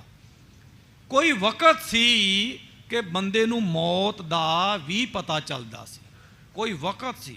ਔਰ ਐਸੇ ਮਹਾਂਪੁਰਖ ਤੱਤਵੇਤਾ ਲੋਕ ਬਹੁਤ ਹੋਏ। ਇੱਥੇ ਪਟਨਾ ਸਾਹਿਬ ਇੱਕ ਮਹਾਂਪੁਰਖ ਹੋਏ, ਕੱਲ੍ਹ ਦੀ ਗੱਲ ਹੈ ਜੇ, 2012 ਦੇ 30 ਅਕਤੂਬਰ ਵਿੱਚ ਉਹਨਾਂ ਨੇ ਆਪਣਾ ਸਰੀਰ ਛੱਡਿਆ ਸੀ। ਸਾਰੇ ਗੁਰਮੁਖ ਪਿਆਰੇ ਸਿੰਘ ਸਾਹਿਬ, ਭਾਈ ਗੁਰਦਿਆਲ ਸਿੰਘ ਸਾਹਿਬ ਜੀ, ਸਾਰੇ ਗੁਰਮੁਖ ਪਿਆਰੇ ਉਹਨਾਂ ਮਹਾਂਪੁਰਖਾਂ ਦੇ। ਕੱਲ੍ਹ ਦੀ ਗੱਲ 2012 ਦੇ ਅਖੀਰ ਦੀ ਗੱਲ, ਕਿੰਨਾ ਕੁ ਸਮਾਂ ਹੋਇਆ ਕਿਤੇ। ਉਹਨਾਂ ਨੇ ਵੀ ਆਪਣਾ ਅਖੰਡ ਪਾਠ ਸਾਹਿਬ, ਜਪਜੀ ਸਾਹਿਬ, ਜਾਪ ਸਾਹਿਬ ਦੇ ਨਾਲ ਅਖੰਡ ਪਾਠ ਰੱਖਦੇ ਸੀਗੇ। ਆਪਣਾ ਪਾਠ ਆਪ ਪ੍ਰਕਾਸ਼ ਕੀਤਾ ਤੇ ਜਿਸ ਦਿਨ ਭੋਗ ਸੀ ਅੰਮ੍ਰਿਤ ਵੇਲੇ ਸਰੀਰ ਛੱਡਿਆ। ਉਹਨਾਂ ਦੀ ਯਾਦਗਾਰ ਵਿੱਚ ਬਰਸੀ ਵੀ ਮਨਾਈ ਜਾਂਦੀ 30 ਅਕਤੂਬਰ ਨੂੰ। ਬੜੀਆਂ ਸੰਗਤਾਂ ਆਣ ਕੇ ਹਾਜ਼ਰੀਆਂ ਵੀ ਭਰਦੀਆਂ ਨੇ। ਤਾਂ ਇਸ ਪ੍ਰਕਾਰ ਬੰਦੇ ਨੂੰ ਮੌਤ ਬਾਰੇ ਵੀ ਪਤਾ ਚੱਲਦਾ ਸੀ। ਜੇ ਕੂਕਰ ਨੂੰ ਪਤਾ ਲੱਗਦਾ ਤੇ ਕੂਕਰ ਤੋਂ ਤੇ ਬਿਹਤਰ ਹੀ ਸੀ, ਕੂਕਰ ਤੋਂ ਤਾਂ ਬਿਹਤਰ ਹੀ ਸੀ। ਹੋਰ ਭਾਵੇਂ ਜੋ ਮਰਜ਼ੀ ਹੋਈਏ, ਇਹ ਸਾਰੀਆਂ ਘਟਨਾਵਾਂ ਪ੍ਰਕਿਰਤੀ ਦੀਆਂ ਇਹ ਐਵੇਂ ਨਹੀਂ ਘਟਦੀਆਂ ਹਨ। ਇਹਨਾਂ ਦੇ ਮਗਰ ਬੜੇ ਵੱਡੇ ਸਬੱਬ ਹੁੰਦੇ ਨੇ, ਕਾਰਨ ਹੁੰਦੇ। ਖੈਰ ਇਸ ਵੈਣ ਵਿੱਚ ਬਹੁਤਾ ਨਾ ਵਹਾਂ। ਤਾਂ ਇਸ ਪ੍ਰਕਾਰ ਉਹ ਸਿੱਖ ਬੀਬੀ ਨੇ, ਰਾਏ ਜੋਧ ਜੀ ਸਾਹਿਬ ਜੀ ਦੇ ਘਰੋਂ ਸਿੱਖ ਭੈਣ ਨੇ ਜਾਣ ਲਿਆ ਕਿ ਧਰਾ ਇਹਾਂ ਲੱਗ ਹਾਲਤ ਮੰਦ, ਕਿ ਇੱਥੇ ਤੱਕ ਜਿਹੜੀ ਧਰਤੀ ਹੈ ਉਹ ਹਿੱਲ ਰਹੀ ਹੈ। ਆ ਦੀਵਾ ਜਿਹੜਾ ਨਾ, ਦੀਵਾ ਕਦੀ ਜਗਾਓ, ਜੋਤ ਜਗਾਓ, ਇਹ ਜੋਤ ਵੀ ਹਿੱਲਦੀ ਹੁੰਦੀ। ਗ੍ਰੰਥਾਂ 'ਚ ਲਿਖਿਆ ਚਲ ਦਲ ਪੱਤਰ ਕਪਾਤ ਪਤ ਦਾਮਨ ਕੱਛਪ ਮਾਤ ਭੂਤ ਦੀਪਕ ਦੀਪਕ ਸਿਖਾ ਯੋਮਨ ਬਿਰਤ ਅਨਾਥ। ਅਨਾਥ ਪੰਡਤ ਜੀ, ਉਹਨਾਂ ਦਾ ਉਹ ਗ੍ਰੰਥ ਵਿੱਚ ਬਚਨ ਆਉਂਦੇ ਨੇ। ਬੜੇ ਵਿਦਵਾਨ ਸਨ। ਉਹ ਦੀਵੇ ਦੀ ਲਾਟ ਨੂੰ ਵੇਖਣਾ ਹੋਵੇ ਕਿ ਹਿਲਦੀ ਕਿ ਨਹੀਂ ਹਿਲਦੀ, ਲਾਈਟ ਬੰਦ ਕਰਕੇ ਨਾ, ਤੇ ਫਿਰ ਤੁਸੀਂ ਉਹ ਦੀਵੇ ਦੀ ਲਾਟ ਦੇ ਚਾਨਣ ਤੋਂ ਵੇਖੋਗੇ। ਉਹ ਚਾਨਣ, ਉਹਦਾ ਪਰਛਾਈ ਜਿਹੜੀ ਹੈ ਨਾ, ਉਹ ਹਿੱਲੇਗੀ। ਪਰਛਾਵਾਂ ਜਿਹੜਾ ਬਹੁਤ ਸੂਖਮ ਹੁੰਦਾ, ਫਿਰ ਸਾਨੂੰ ਪਤਾ ਲੱਗਦਾ ਕਿ ਉਹ ਦੀਵਾ ਜਿਹੜਾ ਹਿੱਲ ਰਿਹਾ ਹੈ, ਜੋਤ ਹਿੱਲ ਰਹੀ ਹੈ ਕਿ ਨਹੀਂ ਹਿੱਲ ਰਹੀ। ਇਸ ਤਰ੍ਹਾਂ ਜਿਹੜੀ ਧਰਤੀ ਹੈ, ਇਹਦੇ ਹਿੱਲਣ ਦਾ ਸਾਨੂੰ ਸਧਾਰਨ ਅਨੁਮਾਨ ਕੋਈ ਨਹੀਂ ਲੱਗਣਾ। ਸੋ ਜਦੋਂ ਥਾਲੀ ਵਿੱਚ ਸਾਫ ਸੁਥਰਾ ਪਾਣੀ, ਸਵੱਛ ਪਾਣੀ ਹੋਵੇ, ਉਹਦੇ 'ਚ ਮੋਤੀ ਜਾਂ ਪੱਥਰ ਜਾਂ ਕੋਈ ਕੱਚ ਇਤਿਆਦਿਕ, ਬਲੌਰਾਂ ਇਤਿਆਦਿਕ ਰੱਖਾਂਗੇ, ਫਿਰ ਸਾਨੂੰ ਪਤਾ ਲੱਗੇਗਾ ਕਿ ਪਾਣੀ ਹਿੱਲ ਰਿਹਾ ਕਿ ਨਹੀਂ ਹਿੱਲ ਰਿਹਾ। ਇਹ ਪੁਰਾਣੇ ਤਰਤੀਬਾਂ ਹੁੰਦੀਆਂ ਸਨ, ਪੁਰਾਣੇ ਤਰੀਕੇ ਹੁੰਦੇ ਸਨ। ਕਥਾ ਜਿਹੜੀ ਹੈ ਸਿਰਫ ਹੁਲਾਰੇ ਜੇ ਲੈਣ ਵਾਸਤੇ ਨਹੀਂ ਹੈ ਕਿ ਕੁਛ ਮਿੰਟ ਦੇ ਹੁਲਾਰੇ, ਸਾਨੂੰ ਸਾਡੀ ਸੱਭਿਅਤਾ ਦੇ ਨਾਲ, ਸਾਡੇ ਕਲਚਰ ਦੇ ਨਾਲ ਵੀ ਜੋੜਦੀ ਕਿ ਅਸੀਂ ਕਿੱਥੋਂ ਕਿੱਥੇ ਆਏ। ਔਰ ਸਾਨੂੰ ਆਪਣੇ ਸਿਧਾਂਤ ਦੇ ਨਾਲ ਸ਼ਸਤਰਧਾਰੀ ਹੋਣਾ, ਮਹਾਰਾਜ ਦੀ ਮਰਜ਼ਾਦਾ, ਪੁਰਾਤਨ ਪੰਥ ਦੀਆਂ ਪਰੰਪਰਾਵਾਂ ਦੇ ਡਟ ਕੇ ਪਹਿਰਾ ਦੇਣਾ। ਜਿੱਥੇ ਪਰੰਪਰਾ ਦੀ ਗੱਲ, ਮਰਜ਼ਾਦਾ ਦੀ ਗੱਲ, ਉੱਥੇ ਕੋਈ ਨਹੀਂ। ਗੁਰੂ ਦਸਵੇਂ ਪਾਤਸ਼ਾਹ ਮਹਾਰਾਜ ਨੂੰ ਵੀ ਪੰਥ ਨੇ ਕਹਿ ਦਿੱਤਾ ਸੀ, ਮਹਾਰਾਜ ਇਹ ਤੁਸੀਂ ਦਾਦੂ ਦੁਆਰੇ ਨੂੰ ਸਿਰ ਝੁਕਾਇਆ। ਤਾਂ ਇਸ ਪ੍ਰਕਾਰ ਇਹ ਗੁਰੂ ਕਾ ਇਤਿਹਾਸ ਜਿਹੜਾ ਸਾਨੂੰ ਜੀਵਨ ਜਿਉਣਾ ਸਿਖਾ ਰਿਹਾ। ਗੁਰੂ ਕੀ ਜੀਵਨ ਜੁਗਤ ਸੀ, ਗੁਰੂ ਸਿੱਖਾਂ ਦੀ ਕੀ ਜੀਵਨ ਜੁਗਤ ਸੀ, ਇਹ ਸਾਨੂੰ ਗੁਰੂ ਕਾ ਇਤਿਹਾਸ ਜੋੜ ਰਿਹਾ ਸਾਨੂੰ। ਖੈਰ ਇਸ ਪ੍ਰਕਾਰ ਉਹ ਸਿੱਖ ਬੀਬੀ ਨੇ ਜਾਣਿਆ ਕਿ ਧਰਾਂ ਇਹਾਂ ਲੱਗ ਹਾਲਤ ਮੰਦ। ਇੱਥੇ ਤੱਕ ਜਿਹੜੀ ਧਰਤੀ ਹੈ ਉਹ ਬੜੀ ਮੰਦ ਹੌਲੀ ਹੌਲੀ ਹਿਲ ਰਹੀ ਹੈ। ਪਰਤੇ ਸੁਮਤ ਤੁਰੰਗਮ ਬ੍ਰਿੰਦ। ਇਹਦਾ ਮਤਲਬ ਇਹ ਹੈ ਕਿ ਬਹੁਤ ਵੱਡੀ ਗਿਣਤੀ ਵਿੱਚ ਘੋੜੇ ਆ ਰਹੇ ਨੇ ਔਰ ਉਹ ਇੱਕ ਚਾਲ ਵਿੱਚ ਚੱਲ ਰਹੇ ਨੇ, ਭਾਵੇਂ ਦੂਰ ਹਨ ਪਰ ਆ ਜ਼ਰੂਰ ਰਹੇ ਹਨ। ਤਤਛਨਨੀ ਕੇ ਨਿਰਨੈ ਕੀਨ। ਉਸ ਵੇਲੇ ਇਸ ਬੀਬੀ ਨੇ ਬੜੇ ਸੋਹਣੇ ਤਰੀਕੇ ਨਾਲ ਨਿਰਣਾ ਕਰ ਲਿਆ। ਸੁਧ ਹਿਤ ਨਰ ਪਠਾਏ ਕਰ ਦੀਨ। ਉਸ ਵੇਲੇ ਖਬਰ ਦੇ ਵਾਸਤੇ ਆਪਣੇ ਘਰ ਦਾ ਇੱਕ ਨੌਕਰ ਬੜੀ ਛੇਤੀ ਨਾਲ ਭੇਜਿਆ। ਪ੍ਰਥਮ ਸੋ ਰਾਏ ਜੋਧ ਢਿਗ ਆਇਓ। ਉਹ ਸੇਵਾਦਾਰ ਸਭ ਤੋਂ ਪਹਿਲਾਂ ਰਾਏ ਜੋਧ ਜੀ ਸਾਹਿਬ ਉਹਨਾਂ ਦੇ ਪਾਸ ਆਇਆ। ਘਰ ਕੋ ਕਹਿਓ ਸੰਦੇਸ਼ ਸੁਣਾਇਓ। ਤੇ ਘਰ ਦਾ ਕਹਿਆ ਹੋਇਆ, ਬੀਬੀ ਜੀ ਦਾ ਕਹਿਆ ਹੋਇਆ ਸੁਨੇਹਾ ਸੁਣਾਇਆ। ਜਿਮ ਪਰਖਿਓ ਸੋ ਰੀਤ ਬਤਾਈ। ਤੇ ਸਾਰੀ ਰੀਤ ਵੀ ਦੱਸੀ। ਰਾਏ ਜੋਧ ਜੀ ਸਾਹਿਬ ਜੀ ਨੇ ਪੁੱਛਿਆ ਵੀ ਤੈਨੂੰ ਕਿਦਾਂ ਪਤਾ ਲੱਗਿਆ, ਜਾਂ ਘਰੋਂ ਬੀਬੀ ਨੂੰ ਕਿਵੇਂ ਪਤਾ ਲੱਗਿਆ। ਉਹਨਾਂ ਨੇ ਦੱਸਿਆ ਵੀ ਇਸ ਤਰ੍ਹਾਂ ਉਹ ਥਾਲੀ ਵਿੱਚ ਪਾਣੀ ਪਾ ਕੇ ਮੋਤੀ ਰੱਖੇ ਸਨ ਤੇ ਆਪਣੀ ਨੱਥ ਸਵਾਰਦੀ ਸੀ ਬੀਬੀ, ਤੇ ਉਹ ਮੋਤੀ ਹਿਲਦੇ ਸਨ, ਸ਼ੱਕ ਹੋ ਗਿਆ। ਤੇ ਫਿਰ ਇਸ ਤਰ੍ਹਾਂ ਉਹਨਾਂ ਨੇ ਚੰਗੀ ਤਰ੍ਹਾਂ ਕਨਫਰਮ ਵੀ ਕੀਤਾ ਹੈ। ਦੇਰ ਨਾ ਲਖ ਹੁਸੈਨ ਬੜ ਆਈ। ਕਿਹਾ ਵੀ ਹੁਣ ਦੇਰੀ ਨਾ ਜਾਣੋ, ਫੌਜ ਆ ਗਈ ਹੈ, ਚੜ ਕੇ ਤਿਆਰੀ ਕਰ ਲਵੋ। ਤਿਸਲੇ ਜੋਧ ਆਪਣੇ ਸਾਥ। ਇੰਨੇ ਸਮੇਂ ਨੂੰ ਰਾਏ ਜੋਧ ਜੀ ਸਾਹਿਬ ਆਪਣੇ ਨਾਲ ਉਹਨੂੰ ਨਾਲ ਲੈ ਕੇ ਪਹੁੰਚਿਓ ਜਹ ਬੈਠੇ ਗੁਰਨਾਥ। ਜਿੱਥੇ ਸਤਿਗੁਰੂ ਗਰੀਬ ਨਿਵਾਜ ਮਹਾਰਾਜ ਬੈਠੇ ਉੱਥੇ ਆ ਗਏ ਹਨ। ਸਿੱਖ ਮਸੰਦ ਬ੍ਰਿੰਦ ਬਰਬੀਰ। ਮਸੰਦ ਸਿੱਖ ਤੇ ਹੋਰ ਜਿਹੜੇ ਵੀਰ ਬਹਾਦਰ ਯੋਧੇ ਸਨ ਬੈਠੇ ਸ੍ਰੀ ਹਰਿ ਗੋਬਿੰਦ ਤੀਰ। ਸਤਿਗੁਰੂ ਗੁਰੂ ਹਰਗੋਬਿੰਦ ਸਾਹਿਬ ਸੱਚੇ ਪਾਤਸ਼ਾਹ ਮਹਾਰਾਜ ਦੇ ਪਾਸ ਬੈਠੇ ਹਨ। ਭਾਈ ਭਗਤੂ ਬਹਿਲੋ ਦੋਏ। ਭਾਈ ਭਗਤੂ ਜੀ ਸਾਹਿਬ ਤੇ ਭਾਈ ਬਹਿਲੋ ਜੀ, ਜਿਨ੍ਹਾਂ ਨੂੰ ਮਾਣ ਨੇ ਕਿਹਾ ਸੀ ਭਾਈ ਬਹਿਲੋ ਸਭ ਤੋਂ ਪਹਿਲੋਂ, ਇਹੋ ਬੈਠੇ ਸਤਿਗੁਰ ਢਿਗ ਹੋਏ। ਇਹ ਮਹਾਰਾਜ ਦੇ ਹਜ਼ੂਰੀ ਵਿੱਚ ਬੈਠੇ ਸਨ। ਜਬ ਕੇ ਜੰਗਲ ਕੋ ਗੁਰ ਆਏ। ਜਦੋਂ ਤੋਂ ਮਹਾਰਾਜ ਜੰਗਲ ਦੇਸ਼, ਮਾਲਵੇ ਨੂੰ ਪਹਿਲਾਂ ਜੰਗਲ ਦੇਸ਼ ਕਹਿੰਦੇ ਸਨ। ਅੱਜ ਵੀ ਮਲਵਈਆਂ ਦੇ ਕੋਲ ਮਝੈਲਾਂ ਦੇ ਮੁਕਾਬਲੇ ਬਹੁਤ ਜ਼ਿਆਦੀਆਂ ਜ਼ਮੀਨਾਂ ਨੇ, ਖੁੱਲੀਆਂ ਡੁੱਲੀਆਂ ਜ਼ਮੀਨਾਂ ਨੇ। ਸੋ ਇਹ ਜੰਗਲ ਦੇਸ਼ ਸੀ, ਬੇਆਬਾਦ ਜਗ੍ਹਾ ਸੀ, ਆਬਾਦੀ ਬਹੁਤ ਘੱਟ ਸੀ। ਤੋ ਇਸ ਪ੍ਰਕਾਰ ਇਹਨੂੰ ਪੁਰਾਣੀਆਂ ਪੁਸਤਕਾਂ ਵਿੱਚ ਜੰਗਲ ਦੇਸ਼ ਹੀ ਕਹਿੰਦੇ ਸਨ ਕਿ ਜਬ ਕਿ ਜੰਗਲ ਕੀ ਦੇਸ਼ ਆਏ। ਜਦੋਂ ਤੋਂ ਸਤਿਗੁਰੂ ਜੀ ਮਹਾਰਾਜ ਜੰਗਲ ਦੇਸ਼ ਵਿੱਚ ਭਾਵ ਮਾਲਵੇ ਵਿੱਚ ਆਏ ਹਨ, ਤਬ ਕੇ ਸੰਗ ਹਰ ਰਹਿਤ ਸੁਖ ਪਾਏ। ਉਦੋਂ ਤੋਂ ਭਾਈ ਬਹਿਲੋ ਜੀ ਸਾਹਿਬ, ਭਾਈ ਰਾਏ ਜੋਧ ਸਾਹਿਬ ਇਹ ਮਹਾਰਾਜ ਦੇ ਨਾਲ ਹੀ ਰਹਿੰਦੇ ਸਨ। ਦਰਸ਼ਨ ਲਾਭ ਲੇਤ ਹੈ ਲੋਚਨ। ਮਹਾਰਾਜ ਦੇ ਦਰਸ਼ਨਾਂ ਦਾ ਲਾਭ ਲੈਂਦੇ, ਦੀਦਾਰ ਕਰਦੇ, ਸੁਖ ਮਾਣਦੇ। ਜਬ ਰਾਜ ਹੈ ਕਸ਼ਟ ਵਿਮੋਚਨ। ਕਸ਼ਟ ਵਿਮੋਚਨ ਸਤਿਗੁਰੂ ਜੀ ਮਹਾਰਾਜ ਇਹਨਾਂ ਗੁਰਸਿੱਖਾਂ ਵਿੱਚ ਬਿਰਾਜਮਾਨ ਹੁੰਦੇ ਹਨ। ਬੈਠਿਓ ਜੋਧ ਗੁਰੂ ਸਨਮਾਨ। ਇਸ ਤਰ੍ਹਾਂ ਰਾਏ ਜੋਧ ਜੀ ਸਾਹਿਬ ਬੈਠੇ, ਸਤਿਗੁਰੂ ਜੀ ਮਹਾਰਾਜ ਸਨਮਾਨ ਕਰਦੇ।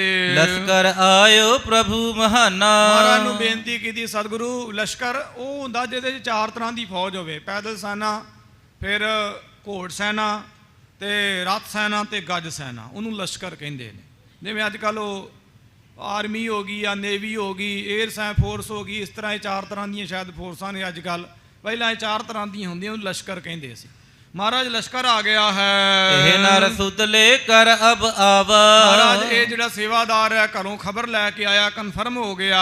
ਪਰਖਨ ਸਿੱਖ ਸੁਤਾ ਜਿਮ ਪਾਵਾ। ਜਿਸ ਤਰ੍ਹਾਂ ਸਿੱਖ ਸੁਤਾ ਬੀਬੀ ਨੇ ਪਰਖਿਆ ਹੈ ਮਹਾਰਾਜ। ਹਰਕਤ ਥਿਰਾ ਇਹਾਂ ਲਗ ਜਾਨੋ। ਕਿਉਂਕਿ ਇੱਥੋਂ ਤੱਕ ਧਰਤੀ ਜਿਹੜੀ ਹੈ ਉਹ ਥੜਕ ਰਹੀ ਹੈ, ਜਾਣ ਲਵੋ। ਜਾਂ ਤੇ ਜਾਣੀ ਸੈਨ ਮਹਾਨੋ। ਇਸ ਕਰਕੇ ਜਾਣੀ ਹੈ ਕਿ ਸੈਨਾ ਆ ਗਈ ਹੈ। ਬਿਲਮ ਨਹੀਂ ਅਬ ਆਵਨ ਮਾਹੀ। ਮਹਾਰਾਜ ਹੁਣ ਆਉਣ ਵਿੱਚ ਕੋਈ ਦੇਰੀ ਨਹੀਂ ਹੈ। ਪਰ ਹੈ ਜੰਗ ਕਮਸਾਨ ਮਹਾਹੀ। ਮਹਾਰਾਜ ਬਹੁਤ ਕਮਸਾਨ ਦਾ ਜੰਗ ਮੱਚੇਗਾ। ਸੁਨ ਸ੍ਰੀ ਹਰਿ ਗੋਬਿੰਦ ਕਹਿ ਐਸੇ। ਸਤਿਗੁਰੂ ਗੁਰੂ ਹਰਗੋਬਿੰਦ ਸਾਹਿਬ ਸੱਚੇ ਪਾਤਸ਼ਾਹ ਮਹਾਰਾਜ ਨੇ ਇਸ ਤਰ੍ਹਾਂ ਕਹਿਆ।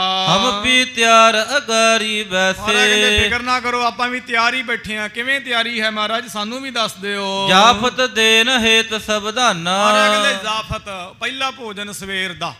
ਕਿਹਾ ਵੀ ਜਿਵੇਂ ਜੰਝ ਆਉਂਦੀ ਹੈ ਤੇ ਪਹਿਲਾ ਭੋਜਨ ਦਿੰਦੇ ਨੇ ਵੀ ਇਹ ਪਹਿਲਾਂ ਇੱਕ ਵਾਰੀ ਹਲਕਾ ਫੁਲਕਾ ਖਾ ਲਓ ਅਖੇ, ਫਿਰ ਬਾਅਦ ਵਿੱਚ ਰੋਟੀ ਖਾਵਾਂਗੇ, ਜਿਹਨੂੰ ਪ੍ਰੀਤੀ ਭੋਜਨ ਕਹਿੰਦੇ ਨੇ।